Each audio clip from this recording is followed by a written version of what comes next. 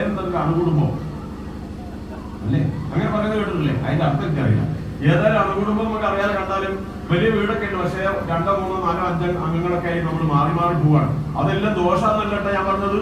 സാധാരണ ഇങ്ങനെ ഈ റെസിഡൻസ് അസോസിയേഷന്റെ മീറ്റിങ്ങിൽ വന്നു കഴിഞ്ഞാൽ അധികം പേര് പറയാ ഇപ്പൊ മതിൽ കെട്ടി വീടുകളെല്ലാം തിരിഞ്ഞു, പിന്നെ എല്ലാവരും മൊബൈൽ തോണ്ടി കുത്തിരിക്കാണ്. ഞാൻ അങ്ങനത്തെ ആളല്ല കേട്ടോ, അതിന് പൂർണ്ണമായി ഞാൻ എതിരല്ല. ഒറ്റയ്ക്കൊറ്റയ്ക്ക് വീടായതിനോട് എനിക്ക് വിരോധമില്ല, നല്ല മതിലുള്ളതിനോട് എനിക്ക് വിരോധമൊന്നുമില്ല കേട്ടോ. എന്നെ നോക്കി കണ്ടുപിടിച്ച് കളിക്കണ്ട. അതെല്ലാവരും ഇന്ന് വായിത്താരി പറഞ്ഞു പോവാണ്, ആലോചിക്കാത്തതുകൊണ്ടാണ്. അതിരിക്കട്ടെ. അപ്പൊ ഞാൻ പറഞ്ഞത് ശരിയല്ലേ? ഞാൻ വേറെ ഒരു ഉദാഹരണം പറയാം. സ്ഥലം പറയാതെ ഒരു അധ്യാപകൻ, റിട്ടയർഡ് അധ്യാപകനാണ്, ഇന്നൊരു 85 വയസ്സ് കാണും, സുഖമില്ലാതെ കിടക്കാണ്. അയാളുടെ മക്കളും ഭാര്യ അമേരിക്കയിലാണ്. പക്ഷെ അവർക്ക് നല്ല സ്നേഹമുണ്ട് അദ്ദേഹത്തോട്. അതുകൊണ്ട് ഒരു വേലക്കാരി വെച്ചിട്ടുണ്ട് വീട്ടില്. വിശ്വാസമില്ല അല്ലേ? അമേരിക്കയിലാണ് ഭാര്യ മക്കളും. ഇദ്ദേഹം തന്നെ നമ്മുടെ നാട്ടിലാണ്, ഇവിടെ അടുത്തല്ല, തൊട്ടടുത്ത് കോർപ്പറേഷൻ ആണെന്ന് വേണേൽ പറയാം. കോർപ്പറേഷൻ എവിടെയുള്ള ഇവിടെ അടുത്ത്? സോറി, കോർപ്പറേഷൻ അല്ല, മുനിസിപ്പാലിറ്റി മുക്കം. സ്ഥലം പറഞ്ഞ ആളെ തിരിഞ്ഞാൽ പോയാൽ മോശം, ഒരാളെ കളിയാക്കാൻ അല്ല എന്റെ ഉദ്ദേശം. അങ്ങനെ ചെയ്യാൻ പാടില്ലല്ലോ. ഒരു കാര്യം പറയാൻ വേണ്ടിയാണ്. അപ്പൊ ഈ മനുഷ്യൻ ഒറ്റയ്ക്ക് താമസിക്കുകയാണ്. അപ്പൊ എഴുന്നേറ്റ് നടക്കാൻ പറ്റാതെ സുഖമില്ലാതെ കിടക്കാണ്. അപ്പൊ അയാളോട് സ്നേഹമുള്ളതുകൊണ്ട് അവരെന്ത് ചെയ്തു? ഒരു വേലക്കാരി വെച്ച് കൊടുത്തില്ലേ? അതിനപ്പുറം എന്താ വേണ്ടത്? അല്ല സാറേ കേട്ടത്. അപ്പൊ ഈ കഴിഞ്ഞ ഒരു മാസം മുമ്പ് ഉണ്ടായ സംഭവം കഴിഞ്ഞാൽ ഇയാളുടെ വേലക്കാരിക്ക് സുഖമില്ലാത്തതുകൊണ്ട് 3 ദിവസം വന്നില്ല. 3 ദിവസം ആ മനുഷ്യൻ എഴുന്നേക്കാൻ പറ്റാത്തതുകൊണ്ട് വീട്ടിനകത്ത് പട്ടിണി കിടക്കും. അപ്പോ മുനിസിപ്പൽ കൗൺസിലറെ നാട്ടുകാർ വിളിച്ചു കൂട്ടി കഥകി ചവിട്ടി കൊടുത്തിട്ടാണ് അദ്ദേഹത്തിന് ഭക്ഷണം കൊടുത്തത്. അപ്പൊ വിളിച്ചു വെച്ചോ പറഞ്ഞു, വേലക്കാരി അവിടെ ഉണ്ട്, പിന്നെ നിങ്ങൾക്ക് എന്താ? വേലക്കാരിയെ വെച്ചിട്ടില്ല, നിങ്ങൾക്ക് എന്താന്ന് പറയാൻ ചോദിച്ചു. മനസ്സിലായോ? ഇപ്പോഴത്തെ കുടുംബങ്ങളുടെ അവസ്ഥ ഏതാണ്ട് അങ്ങനെ എത്തിയിട്ടുണ്ട്. ഇവിടെ അങ്ങനെയില്ലല്ലോ, ഭാഗ്യം. അപ്പൊ എന്തായിരുന്നാലും അങ്ങനെ അല്ലെങ്കിൽ ചെറിയ കുടുംബങ്ങളാണ്. എല്ലാം കൂടി കൂടിച്ചേരുമ്പോൾ എന്തായി മാറും? ഒരു കൂട്ടുകുടുംബാവൂലേ? കൂട്ടുകുടുംബാവുന്നതിന് ഇഷ്ടമല്ല ഉണ്ട്. അപ്പൊ അങ്ങനെ കൂട്ടുകുടുംബമായി കഴിഞ്ഞാൽ എന്താ ഗുണം? ഞാൻ മനസ്സിലാക്കിയത് നമ്മുടെ സന്തോഷം, സുഖം, സമാധാനം, അഭിവൃദ്ധി എല്ലാം നമ്മുടെ ഐക്യത്തിന്മേലായിരിക്കുന്നത്. മനുഷ്യരുടെ ഐക്യത്തിലാണ് എല്ലാം ഇരിക്കുന്നത് ഞാൻ പറയും. തർക്കമുള്ളവർക്ക് ഏതാണ്ട് പറയാം, ആരുമില്ല, ധൈര്യമില്ല അല്ലെ? ശരിയാണെങ്കിൽ ആണെന്ന് പറയും. ഐക്യമില്ലാത്തടത്ത് സന്തോഷം, സുഖം ഉണ്ടാവോ? മണിപ്പൂരിൽ പോയി നോക്കണ്ടല്ലോ, മഹാരാഷ്ട്രയാ, അവിടെ പോയാൽ നമുക്ക് ജീവിക്കാൻ പറ്റില്ല. ഞാൻ വേറെ ഒരു ഉദാഹരണം പറയാം. ഈ ഓഡിയൻസിനെ മനസ്സിലാക്കിയപ്പോ പറയാൻ പറ്റിയ ഉദാഹരണം അതല്ല എന്ന് തോന്നുന്നു. ഏതാ പറയാം? നമ്മുടെ ലക്ഷ്മി ദേവിയില്ലേ, അത് പറയും. പിന്നെ തലവലിക്ക് കൂടെ എന്താണ് നിങ്ങൾ എന്റെ കൂടെ ഞാൻ ആദ്യം പറഞ്ഞില്ലേ? അങ്ങോട്ട് മാറിയിരിക്കുന്നവർക്ക് ഇങ്ങോട്ട് വരാൻ പറഞ്ഞില്ലേ? അനുസരണം എന്ന് പറഞ്ഞാൽ പണിയെടുക്കണം. ഓടിയാ കുഞ്ഞുമക്കളൊക്കെ ഇങ്ങോട്ട് വാ. അപ്പൊ ലക്ഷ്മി ദേവി എല്ലാവർക്കും അറിയാമോ? നോക്കറിയാം ലക്ഷ്മി ദേവിയെ. അത് നല്ല സുന്ദരി കുട്ടിയാണോ? എന്റെ ബാഗിൽ പല സുന്ദരിമാർ. ഇവിടുത്തെ എങ്ങനെ സെലക്ട് ചെയ്ത് ഞങ്ങൾ എന്താ കഥ? ഇവരാണ് ഇവിടുത്തെ ചീഫ് ഗസ്റ്റ്. നമുക്ക് അസൂയല്ലേ? അപ്പൊ ഞാൻ പറഞ്ഞത് കേൾക്കുന്നുണ്ടാ? ലക്ഷ്മി ദേവി അറിയാലോ? ലക്ഷ്മി ദേവി ഒരു ദിവസം ഭഗവാനോട്, വിഷ്ണു ഭഗവാനോട് ഒരു പരാതി പറഞ്ഞു. എന്താ പരാതി? നിങ്ങൾക്ക് അറിയാമായിരിക്കും. എന്താണെന്നറിയോ? ദേവന്മാർക്ക് സ്വർഗത്തിൽ എന്തൊക്കെ സുഖാന്നറിയോ? ജലാനരങ്ങളില്ല, നല്ല സുഖമാക്കണം, ഒരു സങ്കടവും ഇല്ലല്ലോ. ഉണ്ടോ? ഇല്ല. പിന്നെ ആർക്കാണ് സങ്കടങ്ങൾ, പ്രയാസങ്ങൾ? ആർക്കാണ് പ്രയാസങ്ങൾ? മുഴുവനും അസുരന്മാർക്കാണ്. അത് മോശല്ലേ? ദൈവം 2 തരത്തിൽ പെരുമാറാമോ?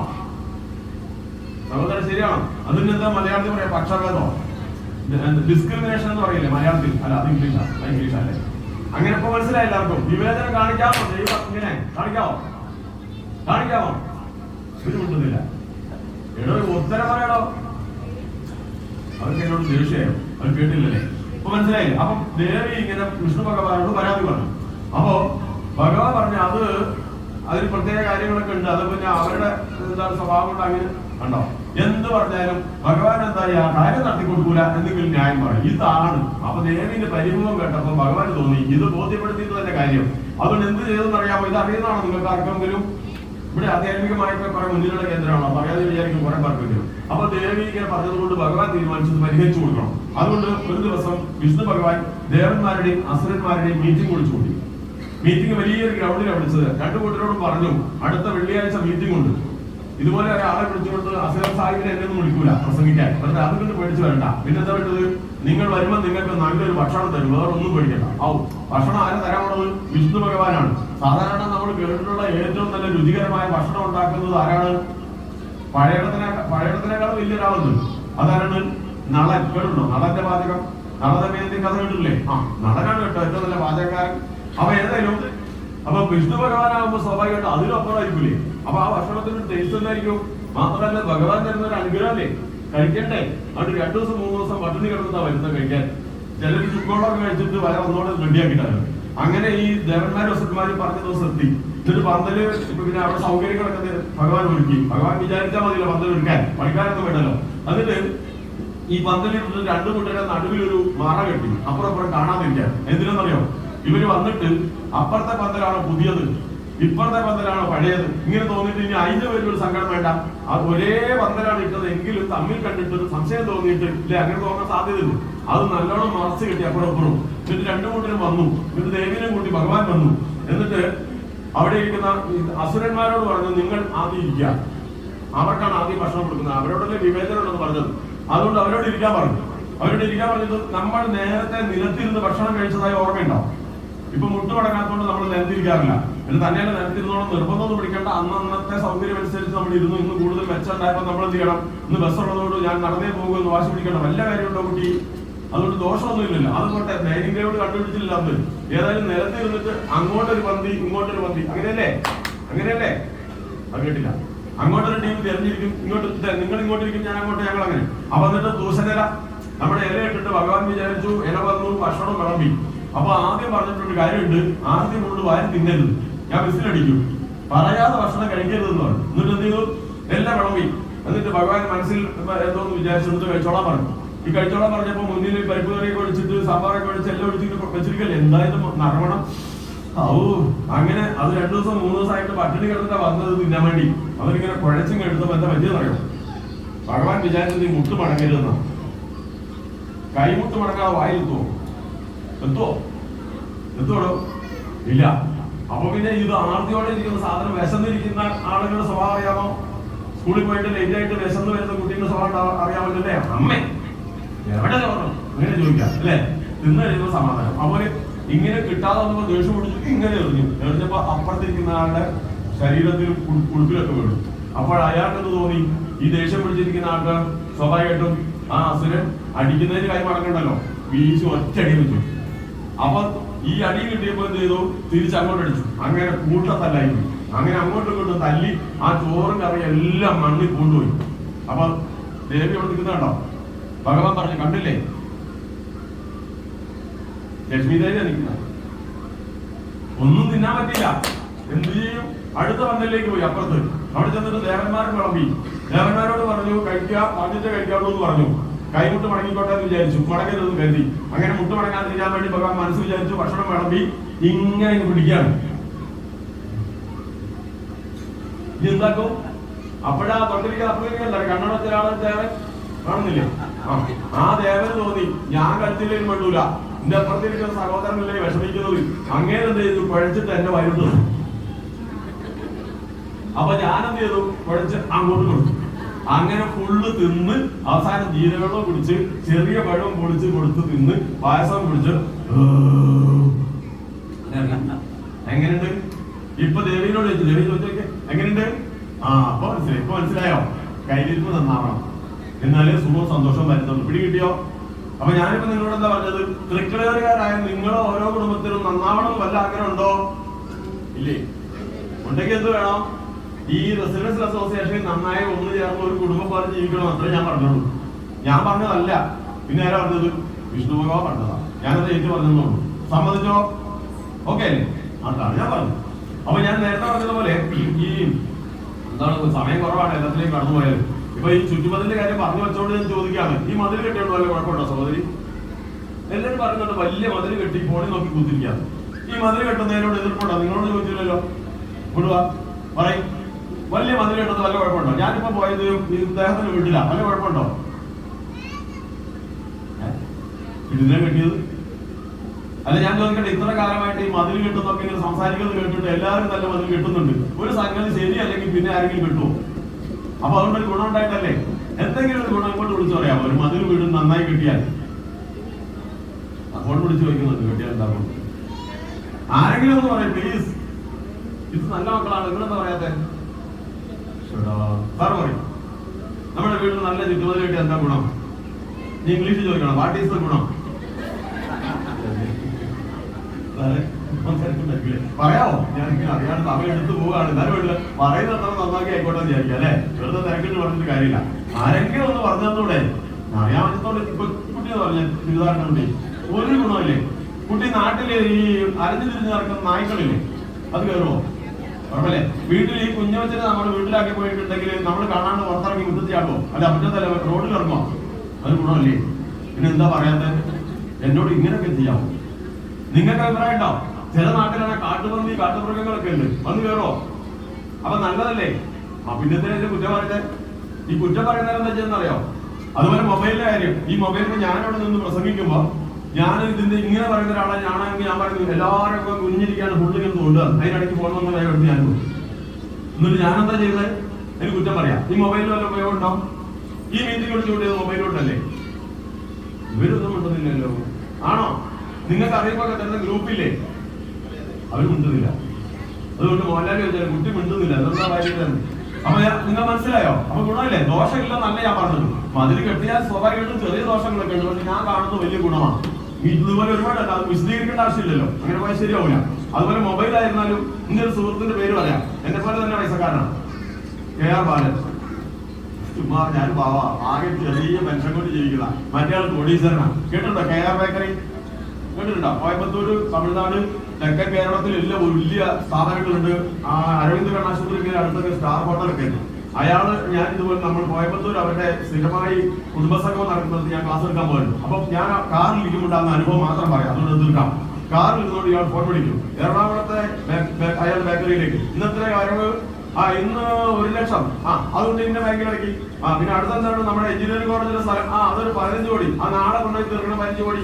ഇയാൾ എന്താ ചെയ്യുന്നത്? കാറിൽ സഞ്ചരിക്കുമ്പോ അയാളുടെ ഈ വലിയ ബിസിനസ് സംശയങ്ങൾ മുഴുവനും ഒറ്റ ഫോണിൽ നിയന്ത്രിക്കല്ലേ. കോടികൾ ലാഭമുണ്ടാക്കുന്ന മനുഷ്യൻ, നല്ലോണം സേവനം ചെയ്യുന്ന ആളാട്ടോ, ക്ഷേത്രങ്ങൾക്കൊക്കെ സംഭാവന കൊടുക്കുന്ന ആളാ, നല്ല മനുഷ്യനാണ്. അതുകൊണ്ടാണ് ഞാൻ പേര് പറഞ്ഞത്. അപ്പൊ ഇതൊക്കെ നടക്കുമല്ലോ.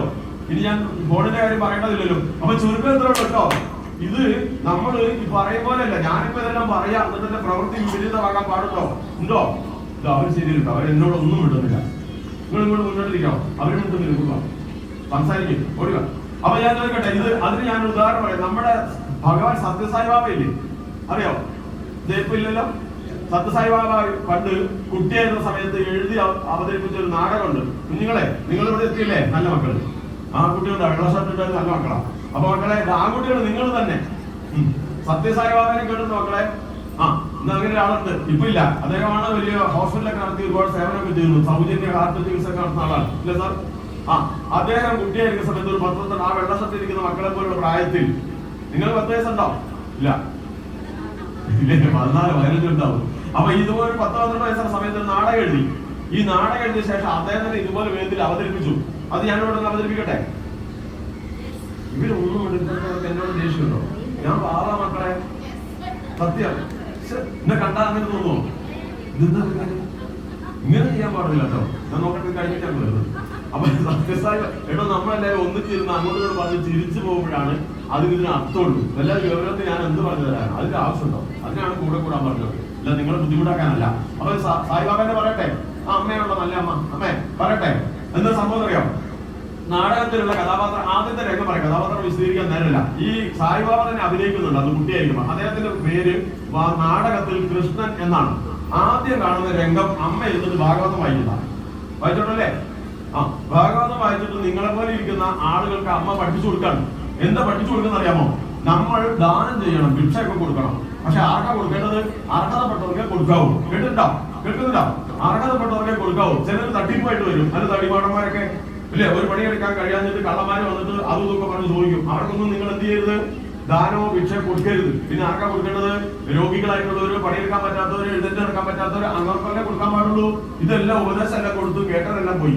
അത് കഴിഞ്ഞിട്ട് പിന്നെ ഈ വീട്ടിലേക്ക് ഒരാൾ ചൂരമൊക്കെ പിടിച്ചു, വലിയൊരു തടിമാടൻ കൊമ്പമീശയൊക്കെ വെച്ച് കുറച്ച് താടിയൊക്കെ വെച്ചിട്ട് ഭസ്മൊക്കെ പൂശി വന്ന കണ്ടാൽ തന്നെ അറിയാൻ കള്ളത്തരാണ്. അയാൾ വന്നിട്ട് അവിടെ നിന്ന് അമ്മയെന്ന് വിളിച്ചു. ഇറങ്ങി ചെന്ന് അമ്മ ഇത് കണ്ടപ്പോ തന്നെ വേഗം പോയി കൈ തൂക്കി നമസ്കരിച്ചിട്ട് അവിടെ ഉണ്ടായിരുന്ന പൈസ മൊത്തം എടുത്തു കൊടുത്തു.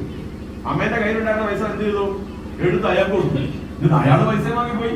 അപ്പൊ ഈ കൃഷ്ണൻ ചോദിക്കാണ്, കൃഷ്ണൻ അമ്മയോട് ചോദിക്കാണ്, അമ്മയല്ലേ തൊട്ട് മുമ്പ് പറഞ്ഞത് ഇങ്ങനെ വരുന്ന ആളുകൾക്കൊന്നും അല്ല കൊടുക്കേണ്ടത്, സുഖമില്ലാത്തവർക്കും രോഗികൾക്കും ഒക്കെയാണ് സമ്മാനം കൊടുക്കേണ്ടത് എന്ന് പറഞ്ഞല്ലേ? പിന്നത്തെ അമ്മ കൊടുത്തത് ചോദിച്ചു. അപ്പൊ ഉത്തരം എന്താണെന്നറിയോ? അത് പിന്നെ മോനെ ഈ പറയും പോലെയൊക്കെ ചെയ്യാൻ പറ്റും. ഈ പറയും പോലെയൊക്കെ ചെയ്യാൻ പറ്റുമോ? പറ്റത്തില്ല. അടുത്ത രംഗം എന്ന് പറയാമോ? അടുത്തത് ഓഫീസാണ്. അച്ഛൻ ഓഫീസിലാണ്. അച്ഛൻ ഉച്ചയ്ക്ക് ഓഫീസിലുള്ള സ്റ്റാഫിനെ എല്ലാം വിളിച്ചിട്ട് ക്ലാസ് എടുക്കുക. എന്താ ക്ലാസ് എന്ന് അറിയാമോ? നമ്മൾ ഇവിടെ എത്തിയത് വിദ്യാഭ്യാസം ചെയ്തിട്ടല്ലേ, നമ്മൾ പഠിച്ചിട്ടല്ലേ ജോലി കിട്ടിയത്. അപ്പൊ ഒരു കുട്ടിക്ക് പഠിക്കാൻ കൊടുക്കുന്ന സഹായത്തെക്കാൾ വലുത് വേറെ ഒന്നുണ്ടോ? ഉണ്ടോ? ഒന്ന് ഉച്ചത്തി പറയും.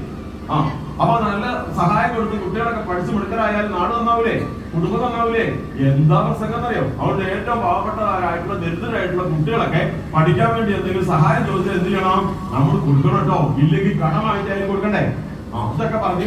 അപ്പൊ ഈ ജനലിന്റെ പുറത്ത്, ഓഫീസിന് പുറത്ത് ഒരു കുട്ടി ഇത് കേട്ടു. ആ കുട്ടിക്ക് അടുത്ത ദിവസം പരീക്ഷ ഫീസ് അടയ്ക്കാൻ 5 രൂപയുടെ കുറവുണ്ട്. അത്ര ദാരിദ്ര്യയുടെ വീട്ടിൽ കുട്ടിയാ. അപ്പൊ കുട്ടി സന്തോഷിച്ചു. ഇയാളെ കണ്ടാ പോരെ, ഇയാളെ കണ്ടാൽ തരൂലേ? അത്ര നല്ല മനുഷ്യനല്ലേ? അപ്പൊ എന്ത് ചെയ്തു? ഇയാള് ആളുകളൊക്കെ പോയി കഴിഞ്ഞിട്ട് ഇയാൾ തന്നെ ആയി കഴിഞ്ഞപ്പോ എല്ലാ കുട്ടികൾ കയറിയിട്ട് പറഞ്ഞു, സാറേ ഞാൻ എന്താ പോലെ, അതെ എനിക്ക് പരീക്ഷയ്ക്ക് ഒരു 5 രൂപ കൂടെ അടയ്ക്കാനുണ്ട് ഫീസ്, അതൊന്നും തരാൻ പറ്റുന്നു. ഇജ്ജു എന്റെ മോനെ, എന്റെ കയ്യിൽ പൈസ ഒന്നുമില്ല. കുട്ടിക്ക് സംശയം ഉണ്ടാവും. പേഴ്സ് കണ്ടോ തുറന്നു കാണിച്ചു, ഇത് പൈസ ഒന്നുമില്ല. അപ്പൊ കുട്ടി നിരാശയോടെ മടങ്ങി. ഒരു 2 മിനിറ്റ് കഴിഞ്ഞപ്പോ 2 ആൾ ഓഫീസിലേക്ക് വന്നു. ആ രംഗത്ത് തന്നെയാ 2 ആൾ കയറി വരികയാണ്. കയറി വന്നിട്ട് ഇയാളെ വേറെ സ്വീകരിച്ചു. എന്നിട്ട് പറഞ്ഞു, നമ്മുടെ ഹെഡ് ഓഫീസിൽ പുതിയ സാർ വന്നിട്ടുണ്ട്, പുതിയ ഓഫീസർ വന്നിട്ടുണ്ട്, അയാൾക്ക് സ്വീകരണം കൊടുക്കണം. ഏതാണ്? റിസപ്ഷൻ. വരുന്ന ആ സ്വീകരിക്കട്ടെ. ആ സ്വീകരണത്തിന് നമ്മൾ സ്റ്റാഫ് എല്ലാം കൂടി ഓരോരുത്തർ 100 രൂപ എടുക്കണം. ഇയാൾക്ക് സ്വീകരണം കൊടുക്കാൻ എന്ത് വേണം? എല്ലാവരും 100 രൂപ എടുക്കണം. അത് നിങ്ങളുടെ കയ്യിൽ നിന്ന് വാങ്ങാമെന്നാണ്. അപ്പൊ ഇയാൾ വേഗം പൈസ എടുത്ത് 100 രൂപ എടുത്തു കൊടുത്തു. 100 രൂപ ആ പേഴ്സിന് എടുത്തു കൊടുത്തു. അപ്പോ ഇത് എന്താ ചെയ്തത്? ഇങ്ങനെ. അപ്പൊ വീട്ടിൽ വന്നപ്പോ ഈ കുട്ടി നമ്മുടെ കൃഷ്ണൻ ചോദിക്കാണ്. അപ്പൊ അത് അച്ഛനല്ലേ പറഞ്ഞത്? ആർക്കാ കൊടുക്കണമെന്ന് പറഞ്ഞത്? ഏറ്റവും ദാരിദ്ര്യം പിടിച്ച് പഠിക്കാൻ വേണ്ടി വരുന്ന വിദ്യാഭ്യാസ ആവശ്യത്തിനാണ് പൈസ കൊടുക്കേണ്ടതല്ലേ പറഞ്ഞത്. പിന്നെന്താ അച്ഛൻ അങ്ങനെ ചെയ്തത്? അത് ഈ പറയും പോലെയൊക്കെ ചെയ്യാൻ പറ്റുമോ മോനെ? കുടി കിട്ടിയോ? ഈ പറയും പോലെയൊക്കെ നമുക്ക് ചെയ്യാൻ പറ്റുമോ? ഒരെണ്ണം കൂടി ഉണ്ട്, ബാക്കിയുണ്ട്. അടുത്തൊരു രംഗത്തോടു കൂടി നാടകം അവസാനിക്കും കേട്ടോ. അടുത്ത രംഗം എന്ന് പറയാമോ? അതൊരു +2 ക്ലാസ് ആണ്. +2 ക്ലാസ് അറിയില്ലേ? ആ ക്ലാസ്സിൽ ഒരു അധ്യാപകൻ പഠിപ്പിക്കുമ്പോൾ അന്ന് പിറ്റേ ദിവസം DD അവിടെ വിസിറ്റിന് വരികയാണ് ഈ ക്ലാസ് പരിശോധിക്കാൻ. DD വിസിറ്റ് വരുന്നുണ്ട്. അധ്യാപകൻ വന്നിട്ട് കുട്ടികളോട് പറഞ്ഞു, മക്കളെ സിലബസ് പ്രകാരം ഞാൻ ഇപ്പൊ 15 അധ്യായം തീർക്കേണ്ടതാണ്. നിങ്ങൾക്കറിയാലോ നമ്മൾ 10 എണ്ണല്ലേ തീർന്നോളൂ, 10 അധ്യായം നമ്മൾ തീർത്തോളൂ. അതുകൊണ്ട് നാളെ DD വരുമ്പോ എത്ര അധ്യായം തീർന്നു ചോദിക്കൂ. നിങ്ങൾ എന്ത് പറയും? 15. എത്ര പറയും? 15 അധ്യായം തീർന്നു പറയൂലേ? പറയോ? അങ്ങനെ പറയണം കേട്ടോ. ഇനി ഒരു കാര്യം ചെയ്യാം, ഞാനിന്ന് 16-ാമത്തെ അധ്യായം എടുക്കാം. 16-ാമത്തെ അധ്യായം എടുത്തിട്ട് ഞാൻ കുറെ ചോദ്യവും ഉത്തരവും തരും. അത് നല്ലോണം ശ്രദ്ധിച്ച് പഠിച്ചോണ്ട് വരണം നാളെ. എന്നിട്ട് നാളെ ഞാൻ എന്ത് ചെയ്യും അറിയാമോ? ഈ 16-ാമത്തെ അധ്യായം തന്നെ എടുക്കും. അതെങ്ങനെ? നാളെ ഞാൻ ആദ്യം എടുക്കുമ്പോൾ ഞാൻ എടുക്കും. അപ്പൊ നിങ്ങൾ എങ്ങനെ ആദ്യമായിട്ട് കേൾക്കുമ്പോൾ നിങ്ങൾ ഇരിക്കണം. എന്നിട്ട് ഞാൻ ചോദ്യമൊക്കെ ചോദിക്കുമ്പോൾ ഇങ്ങനെ മണിമണിയായിട്ട് ഉത്തരം പറയണം. മനസ്സിലായോ? ചെയ്യൂലേ? ചെയ്യുമോ? കുട്ടികൾ സമ്മതിച്ചു. എന്നിട്ട് ഇയാൾ എടുത്ത ക്ലാസ് ഏതാണെന്ന് അറിയാമോ? ഹരിചന്ദ്ര ചരിതം. ഹരിചന്ദ്ര ചരിതം നിങ്ങൾക്ക് അറിയാമോ? ഇല്ല. ഭാഗ്യം. അത് പറയാൻ പോയ 10 മിനിറ്റ് ഉണ്ട്. അതൊരു നാടകമാണ്. സമയം തരില്ല. നോക്കട്ടെ. അപ്പൊ ഈ ഇത് സംബന്ധിച്ച് ചുരുക്കാദ്യം പറയുന്നത്, ഒഴിവുണ്ടെങ്കിൽ എപ്പോഴെങ്കിലും സമയം കിട്ടിയാൽ പറയാൻ നോക്കാം. അത് നിങ്ങളുടെ ഷെഡ്യൂളൊക്കെ തെറ്റും. ഞാൻ നീട്ടി പറഞ്ഞു പോയത്. അത് എന്താ സംഭവിച്ചാല്, ഹരിചന്ദ്രൻ എന്ന് പറഞ്ഞ സൂര്യവംശ രാജാവിന്റെ അടുത്ത് വിശ്വാമിത്ര മഹർഷി പോയി പരീക്ഷണം നടത്തി സകല സ്വത്തും തട്ടിയെടുത്തിട്ട് അവസാനം ചുടലയിൽ എത്തി നിന്നിട്ട് ഒരു കുട്ടീനെ ദഹിപ്പിക്കാൻ പോലും അനുവദിക്കാതെ സത്യസന്ധതയിൽ ഉറച്ചു നിന്നിട്ട് സകലതും നഷ്ടപ്പെട്ട രാജാവിന്റെ സത്യസന്ധതയുടെ കഥയാണേത്? ഹരിചന്ദ്രൻ. അത് പഠിപ്പിച്ചിട്ടാണ് ഈ മാഷ് എന്ത് പറയുന്നത്? ഇന്ന് 15 അധ്യായം പഠിപ്പിച്ചു പറയണം, നാളെ 16 ആദ്യമായിട്ട് പഠിപ്പിക്കുന്നു പറയണം. എങ്ങനെയുണ്ട്? അപ്പോ ഇത് തന്നെയാണ് സ്ഥിതി. അതായത് പറയും പോലെ പ്രവർത്തിക്കാറില്ല. നിങ്ങളൊക്കെ അങ്ങനെയാണോ? അങ്ങനെയുള്ളവർക്ക് എഴുതുന്നില്ല. ആരുമില്ല. പറയുന്നത് പോലെ പ്രവർത്തിക്കാത്ത ആരും ഇവിടെ ഇല്ല. അപ്പൊ ഞാൻ കുറെ വിശ്വസിക്കും. നേരായി അല്ലേ? അത് തന്നെ. ഇതാട്ടെ, അതൊക്കെ പോട്ടെ. അപ്പൊ ഇതാണ് സ്ഥിതി. എനിക്ക് ഹരിചന്ദ്രനെ പറയണമെന്നുണ്ട്, പക്ഷേ സമയത്തിന്റെ ഒരു പരിമിതിയാണ് പ്രശ്നം. ഏതായാലും നമ്മൾ വേറെ പറഞ്ഞിട്ട് അവസാനം ഒഴിവട്ടെ പറയാം കേട്ടോ. അതൊരു 5 മിനിറ്റിൽ അധികം വരുന്ന നാടകത്തിന്റെ ഒരു സംഭവമാണ്. അപ്പൊ നോക്കാം. അപ്പൊ നമുക്ക് സത്യത്തിൽ അങ്ങനെയാണെങ്കിൽ നമുക്ക് അടുത്ത വിഷയം എന്ന് പറയുന്നത്, നമുക്ക് രക്ഷപ്പെടണമെങ്കിൽ എന്ത് വേണം? നമുക്ക് ഈ ജീവിതത്തിൽ പുരോഗതി നേടാൻ വേണ്ട സാധനം അറിവല്ലേ? അല്ലെ? അപ്പൊ ഞാൻ ചോദിക്കട്ടെ, ഈ നമ്മുടെ ഇത്തരത്തിലുള്ള റെസിഡൻഷ്യൽ അസോസിയേഷന്റെ ഇത്തരം മീറ്റിങ്ങുകൾ ഒരു നഷ്ടമാകാൻ സാധ്യതയില്ല എന്നാണ് എനിക്ക് എന്റെ അനുഭവം പറയുന്നത്. സുഹൃത്തുക്കളെ, നമ്മുടെയൊക്കെ ജീവിതത്തിൽ ഇപ്പൊ നിങ്ങൾ കൂടിയിട്ട് വാട്സാപ്പ് ഗ്രൂപ്പ് ഒക്കെ ഉണ്ടാക്കിയിട്ടുണ്ടല്ലോ അല്ലേ? ആ ഗ്രൂപ്പിന്റെ അതിന്റെ വിശേഷത്തിലേക്ക് കടക്കുന്ന സമയമില്ലാത്തതുകൊണ്ടാണ്. നിങ്ങൾക്കറിയാം ഈ ഗ്രൂപ്പിൽ ആരാണ് എപ്പോഴാണ് എന്തെങ്കിലുമൊക്കെ ബുദ്ധിമുട്ട് അനുഭവിക്കുന്നുണ്ടോ? ഉദാഹരണത്തിന് ഈ ഗ്രൂപ്പിൽപ്പെട്ട കുടുംബത്തിൽപ്പെട്ട ആരെങ്കിലും പെട്ടെന്ന് ആശുപത്രിയിൽ എത്തിയിട്ടുണ്ടെങ്കിൽ ആരറിയും? നിങ്ങൾ അറിയൂലേ? അപ്പൊ നിങ്ങൾക്ക് എല്ലാവരും ആരാണിപ്പോ ഈ ഗ്രൂപ്പിൽ ഒന്നായി ചേർന്ന് നിങ്ങൾ ഇങ്ങനെ മീറ്റിംഗ് കൂടുകയും കലാപരിപാടികൾ നടത്തുകയും മറ്റു കാര്യങ്ങളെല്ലാം ഒന്നിച്ച് ചെയ്യുന്നുണ്ട്. നിങ്ങളെല്ലാം ഒരു കുടുംബമല്ലേ അല്ലെ? അപ്പൊ ആർക്കെങ്കിലും ഒരു ബുദ്ധിമുട്ട് വന്നാൽ നിങ്ങൾ എന്ത് ചെയ്യും? ഒരാൾ മെഡിക്കൽ കോളേജിലാണെന്ന് പറഞ്ഞാൽ 4 ആള് നാളെ അവിടെ എത്തിയിട്ടുണ്ടാവും. എന്താ കാരണം? നമ്മുടെ കുടുംബത്തിൽപ്പെട്ട ആളാണ്, അല്ലാതെ നമ്മുടെ റെസിഡൻസ് അസോസിയേഷൻ ആളെ പറയില്ലേ? അവർക്ക് പെട്ടെന്നാണ് നമുക്ക് മനസ്സിലായത് അവർക്ക് ഒരു പൈസന്റെ അത്യാവശ്യം, നാളെ 10,000 രൂപ വേണം. അവിടെ നിങ്ങൾ എന്ത് ചെയ്യും? ഇതിൽ വേഗം ഒരു മെസ്സേജ് ഇടും, എത്രയും പെട്ടെന്ന് നമുക്കൊരു 10,000 വേഗം നമ്മൾ എന്ത് ചെയ്യും? ഗൂഗിൾ പേ ചെയ്ത് എല്ലാം കൂടെ കണക്ട് ചെയ്തിട്ട് സാധനം കൊടുക്കും. ശരിയോ തെറ്റോ? അപ്പൊ ഇങ്ങനെയുള്ള ഗുണങ്ങളൊക്കെ ഉണ്ടല്ലോ. പക്ഷെ ഞാൻ പറയുന്നു ആ ഗുണം വളരെ നല്ലതാണ്. അതിനേക്കാൾ വലിയൊരു ഗുണം വേറെ ഉണ്ട്. എന്താണെന്നറിയോ? ഈ പൈസ കൊടുത്തു കഴിഞ്ഞാൽ ആ രോഗം ചികിത്സിച്ചു പോകുന്നു, അതോടെ തീർന്നു ഇല്ലേ? അത് ആ വിഷയം തീർന്നു. പക്ഷെ ഈ തലമുറകൾക്ക് വളരെ ഉപകാരപ്പെടുന്ന ഒരു ഉപയോഗം ഈ സംഘടനയ്ക്കുണ്ട്, ഈ സംവിധാനത്തിൽ. അതെന്താണെന്നറിയോ? അറിവ് പകർന്നു കൊടുക്കുക എന്നുള്ളതാണ്. എന്താണ് അറിവ് എന്ന് പറഞ്ഞാൽ അറിയോ? അതായത് ഒരാൾക്ക് ഒരു മീൻ കൊടുക്കുന്നതിന് പകരം ഒരു മീൻ പിടിക്കാൻ പഠിപ്പിച്ചു കൊടുക്കുക. എന്റെ കുഴപ്പമില്ല, നാട്ടിലെ എന്താ ചെയ്യേണ്ടത്? ഒരു മീൻ കൊടുക്കുന്നതിന് പകരം എന്ത് ചെയ്യണം? ഒരു മീൻ പിടിക്കാൻ പഠിപ്പിച്ചു കൊടുക്കണം. പറയണ്ടേ? എന്നാ പറയാം. നിങ്ങൾ കേൾക്കുന്നുണ്ടല്ലേ? ഒരു വീട്ടിൽ ഒരമ്മയും ഒരു 12 വയസ്സായ മകനുണ്ട്. ഈ അമ്മ വളരെ ദാരിദ്ര്യത്തിലാണ്, സുഖമില്ലാത്തതുകൊണ്ട് ജോലിക്കൊന്നും വീട്ടുപണിക്കൊന്നും പോകാൻ പറ്റാത്തതുകൊണ്ട് അധിക ദിവസം പട്ടിണിയാണ്. അങ്ങനെ ചൂടുവെള്ളമൊക്കെ കുടിച്ച് കിടക്കുന്ന കുട്ടിക്ക് വിശപ്പ് സഹിക്കുന്നില്ല. അങ്ങനെ വളരെ വിശപ്പ് സഹിക്കാൻ കഴിയാതെ ഒരു ദിവസം കുട്ടി താഴെ ഇറങ്ങി. വീട്ടിൽ നിന്ന് പുറത്തിറങ്ങിയിട്ട് റോഡിന്റെ വക്കിൽ നിന്ന് ഇറങ്ങി കുറച്ച് ദൂരേക്ക് നടന്നു പോകുമ്പോൾ അവിടെ ഒരു ചെറിയ തോടുണ്ട്. ഈ തോട്ടിന്റെ വക്കത്തിരുന്നാണ് ഒരാൾ മീൻ പിടിക്കുന്നു. മീന് ചൂണ്ടലിട്ട് മീൻ പിടിക്കുന്ന അറിയാമോ? കേട്ടിട്ടുണ്ടോ? അറിയാം. കമ്പിൽ ഇങ്ങനെ ഇടിക്കും. ഈ ചൂണ്ടലിട്ട് മീൻ പിടിക്കുന്നുണ്ട്. എന്നിട്ട് അയാള് നമ്മുടെ ഓലന്റെ ഇറുക്കിൽ എടുത്തിട്ട് ഇങ്ങനെ വളയമാക്കി മീൻ തൂക്കിയിടുന്നതായി കേട്ടിട്ടുണ്ടോ? ഇപ്പൊ അങ്ങനെ സംവിധാനം അറിയാലല്ലേ? ഓരോ നാട്ടിൽ ഓരോ പേരാ പറയുന്നത്. അപ്പൊ അങ്ങനെ തൂക്കിയിട്ടിട്ട് കുറെ മീന്. ഇത് കണ്ടപ്പോ ഈ കുട്ടിക്ക് വല്ലാണ്ട് കൊതി തോന്നി. ഏട്ടാ ഒരു മീൻ തരുമെന്ന് ചോദിച്ചു. തരൂലടാ. ഇത്ര വിശന്നെന്ന് ചോദിച്ചിട്ട് ഒരു മീൻ ചോദിച്ചിട്ട് പോലും ദുഷ്ടൻ തന്നില്ലല്ലോ എന്ന് വിചാരിച്ച് കുട്ടി തിരിഞ്ഞു. അങ്ങനെ തിരിഞ്ഞടക്കുമ്പോ അയാൾ വിളിച്ചു, ഇങ്ങോട്ടാ ഒരു മീൻ തന്നില്ല, പിന്നെ വിളിക്കുന്നത് ഇവിടെ ഇരിക്കാൻ പറഞ്ഞു. പിടിക്കടാ മീൻ എന്ന് പറഞ്ഞു. എന്നിട്ട് അയാൾ ഒരു ഇര കൊടുത്തിട്ട് ചൂണ്ടൽ കൈ കൊടുത്തിട്ട് പിടിക്കടാ മീൻ എന്ന് പറഞ്ഞു. ഒരു മീൻ തന്നൂല്ല, ഇന്നെക്കൊണ്ട് പണിയെടുപ്പിക്കാണ്. ദുഷ്ടൻ എന്ന് മനസ്സിൽ വിചാരിച്ചു. ഇത് വലിയ ആളായതുകൊണ്ട് ചീത്ത പറയാൻ പറ്റില്ല. അവിടെ ഇരുന്ന് പേടിച്ചിട്ട് ഇങ്ങനെ ഞാൻ വെറുതെ എന്നുള്ളവർക്ക് ദേഷ്യം പിടിച്ച് കയറി. അപ്പൊ എന്തായാലും നല്ലോണം വിറച്ചപ്പോ പെട്ടെന്നൊരു മീൻ കൊത്തി കഴിഞ്ഞ് കഴിഞ്ഞപ്പോ ഇതിങ്ങനെ വലിഞ്ഞു പോകുന്നുണ്ടോ ഇയാൾ പറഞ്ഞുകൊണ്ട് വലിക്കടാന്ന് ഇങ്ങനെ വലിച്ച് പൊക്കിയെടുത്തപ്പോ ഇത്ര നീളമുള്ള ഒരു മീനാണ്. ഈ മീനിങ്ങ് എടുത്തിട്ട് അയാളത് ഒരു ഇർക്കിലി പുറത്ത് കൊടുത്തിട്ട് പറഞ്ഞു, ഇത് മോനെ നിനക്കാ കൊണ്ടുപോകാൻ പറഞ്ഞു. വലിയ സന്തോഷമായി. ഒറ്റ പച്ചിലാ വീട്ടിലേക്ക് ഓടി വീട്ടിൽ ചെന്ന് അമ്മേ എന്ന് പറഞ്ഞ് ഇതാ വരുന്നത് മീനാ. അപ്പൊ എന്താ പറയുക, ഇതിങ്ങനെ കിട്ടിയതാന്ന് പറഞ്ഞു. അമ്മ വേഗം അത് റെഡിയാക്കി കൊടുത്ത് അന്ന് കുറച്ച് കുറിയരിയൊക്കെ ഉണ്ടായിരുന്നത് വേഗം കഞ്ഞി വെച്ച് വെള്ളത്തോട് കൂടി മീനും കൂട്ടി കഴിച്ചു. നല്ലോണം നേരത്തെ പറഞ്ഞല്ലോ അങ്ങനെ വെച്ച് ആദ്യമായിട്ട് വരട്ടെ നല്ലോണം പറഞ്ഞ് കിടന്നു തുടങ്ങി. പക്ഷെ ഉറക്കം വരുന്നില്ല. നാളെ ടൂർ പോകണമെങ്കിൽ തലേദിവസം കുട്ടികൾ ഓർമ്മയില്ല. അങ്ങനെ മക്കൾ ഓർക്കുന്നില്ലേ? ഒരു 2 മണിക്ക് എഴുന്നേറ്റ് അമ്മയെ സമയമായോ, 3 മണിക്ക് എഴുന്നേറ്റ് സമയമായോ, ഇങ്ങനെ അത്ര കൊതി. അതുപോലെ ഇവര് നേരം എടുക്കാൻ കാത്തിരിക്കുകയാണ്. നാളെ ഇതുപോലെ എന്തോ കിട്ടണം. അങ്ങനെ നേരം എടുത്തിട്ട് 8 മണിയായപ്പോഴത്തേക്ക് പല്ല് തേച്ച് വീണ്ടും പോയി അവിടെ. അപ്പൊ അയാളോട് ഇരിപ്പുണ്ട്. അയാളോട് ഇരിക്കുന്നുണ്ട്. ആ സ്പീഡ് കൂട്ടി എന്തൊക്കെ മനസ്സിലായ സമയം കുറയ്ക്കാനാണ്. അപ്പൊ അയാൾ അവിടെ ഇരിക്കുന്നുണ്ട്. ഇവര് സന്തോഷമായി അടുത്ത് വന്നു. മോനല്ലേ ഇന്നലെ വന്നത്? ഇങ്ങോട്ട് വന്നു. നിന്നെ ഞാൻ മീൻ പിടിക്കാൻ പഠിപ്പിച്ചതാണ്. സന്തോഷം. അവിടെ ചെന്നു. എന്നിട്ട് ഈ ഇര കോർത്ത് കാണിച്ചു കൊടുത്തിട്ട് ഇട്ട് പിടിക്കാൻ പറഞ്ഞു. വീണ്ടും ഇര കോർത്തു. പിന്നെ പറഞ്ഞു നീ കോർക്കാൻ പറഞ്ഞു. അങ്ങനെ ഇര കോർത്ത് അവൻ പിടിച്ചു. കുറെ മീൻ കിട്ടി ഈർക്കിൽ നിറച്ച് കോർത്ത് കഴിഞ്ഞ് ഉച്ചയായി. അദ്ദേഹം പറഞ്ഞു, മോനെ ഇനി മതി കൊണ്ടോളാൻ പറഞ്ഞു.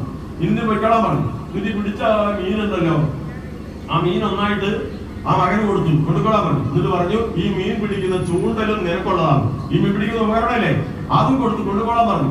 അങ്ങനെ ഈ സാധനമായിട്ട് ഇങ്ങനെ കയറി പോകും. അങ്ങനെ കൊടിയത്തൂർ വഴി ഇങ്ങനെ പോവാണ് പന്നിക്കോട് റൂട്ടിൽ. അപ്പോഴാണ് ഒരാൾ ബൈക്കിൽ ഇങ്ങോട്ട് വരുന്നത്. ഈ മീനും തൂക്കി വരുന്ന ആളെ കണ്ടു. അപ്പൊ ഇത് എവിടെ നിന്നാണോ ചോദിച്ചത്? ഞാൻ പഴയ വിളിച്ചാന്ന് ചോദിച്ചു. ഇന്ന് എന്തിനാന്ന് ചോദിച്ചു. ഇത് കൊടുക്കാൻ പോവാണോ? ഇവിടെ തരാന്ന് പറഞ്ഞു. എത്ര തരാന്ന് ചോദിച്ചു. നല്ലൊരു മനുഷ്യനായിരുന്നു. എനിക്ക് തോന്നുന്നത് നിങ്ങളുടെ അസോസിയേഷൻപ്പെട്ട ആളായിരിക്കും. അതുകൊണ്ടായിരിക്കും നല്ല മനുഷ്യന്മാരുണ്ടാവുമല്ലോ. അയാൾ ഒരു 2000 രൂപ എടുത്തു കൊടുത്തു. അത്ര മീനുണ്ട്. ഈ പൈസക്ക് എന്ത് ചെയ്തു? ഇവൻ നേരെ പന്നിക്കോടുള്ള സൂപ്പർ മാർക്കറ്റിൽ കയറി. അതിന്റെ പേര് എനിക്ക് ഓർമ്മയില്ലോ. സൂപ്പർ മാർക്കറ്റിൽ കയറിയിട്ട് അവിടുന്ന് വീട്ടിലേക്ക് ആവശ്യമുള്ള കുറെ സാധനം അവൻ അറിയാം. അരി, ഉപ്പ്, മുളക്, മല്ലി തുടങ്ങിയ ഒരു സാധനം വീട്ടില്ല. അതെല്ലാം വാങ്ങി. എന്നിട്ട് വലിയ സഞ്ചി തലയിൽ വെച്ച് ബാക്കി പൈസയായിട്ട് മകൻ നടന്ന് സന്തോഷത്തോടെ വീട്ടിന്റെ പടികേറി ചെന്നു. എന്നിട്ട് അമ്മേ ഇതാ ഈ സാധനങ്ങളെല്ലാം കൊണ്ടുവന്നിട്ടുണ്ട്, ഇത്ര പൈസ ബാക്കിയുണ്ടെന്ന്. അമ്മ ഞെട്ടിപ്പോയി. അയ്യോ മോനെ, അച്ഛനില്ലാതിരുന്നിട്ടും ഈ കുടുംബത്തിന്റെ മാനം കാത്തിട്ടാണ് ഞാൻ നിന്നെ ഇതുവരെ വളർത്തിയത്. നീ ഇത് എവിടുന്നാണെന്ന് കൊണ്ടുവന്ന് ചോദിച്ചു. എന്താ എന്റെ മോൻ ചെയ്തതെന്ന് ചോദിച്ചു. അമ്മേ അമ്മ വിഷമിക്കണ്ട, എന്റെ അമ്മ എന്നോട് പറഞ്ഞിട്ടില്ലേ അർഹതപ്പെടാത്തതൊന്നും ആരുടെ എടുക്കരുതെന്ന്, ഞാൻ എടുത്തില്ലമ്മേ എന്നിട്ട് കാര്യം പറഞ്ഞു കൊടുത്തു, ഇങ്ങനെ എനിക്ക് കിട്ടിയെന്ന് പറഞ്ഞു. അമ്മയ്ക്ക് ആശ്വാസമായി. ആ അമ്മ നല്ലൊരു അമ്മയാണെന്ന് മനസ്സിലായോ? അപ്പൊ നിങ്ങളുടെ അസുഖം ചെയ്തിട്ടുള്ളതെന്ന് ഉറപ്പായില്ലേ? അപ്പോ ആ അമ്മ ഉടനെ അരിയും പാത്രമൊക്കെ മുകളിൽ ആകത്തോട്ട് വെച്ച് എന്നിട്ട് എന്ത് ചെയ്യുന്നറിയാമോ, പെരുമ്പാമ്പ് ഇരവഴുകിട്ട് കിടക്കുമ്പോൾ ഇങ്ങോട്ട് ഇത് നിന്ന് തീരുന്നവരെ കിടക്കാനല്ല തീരുമാനിച്ചത്. ആ മകനോട് പറഞ്ഞു ദൈവം കാണിച്ചതൊരു വഴിയാണ്.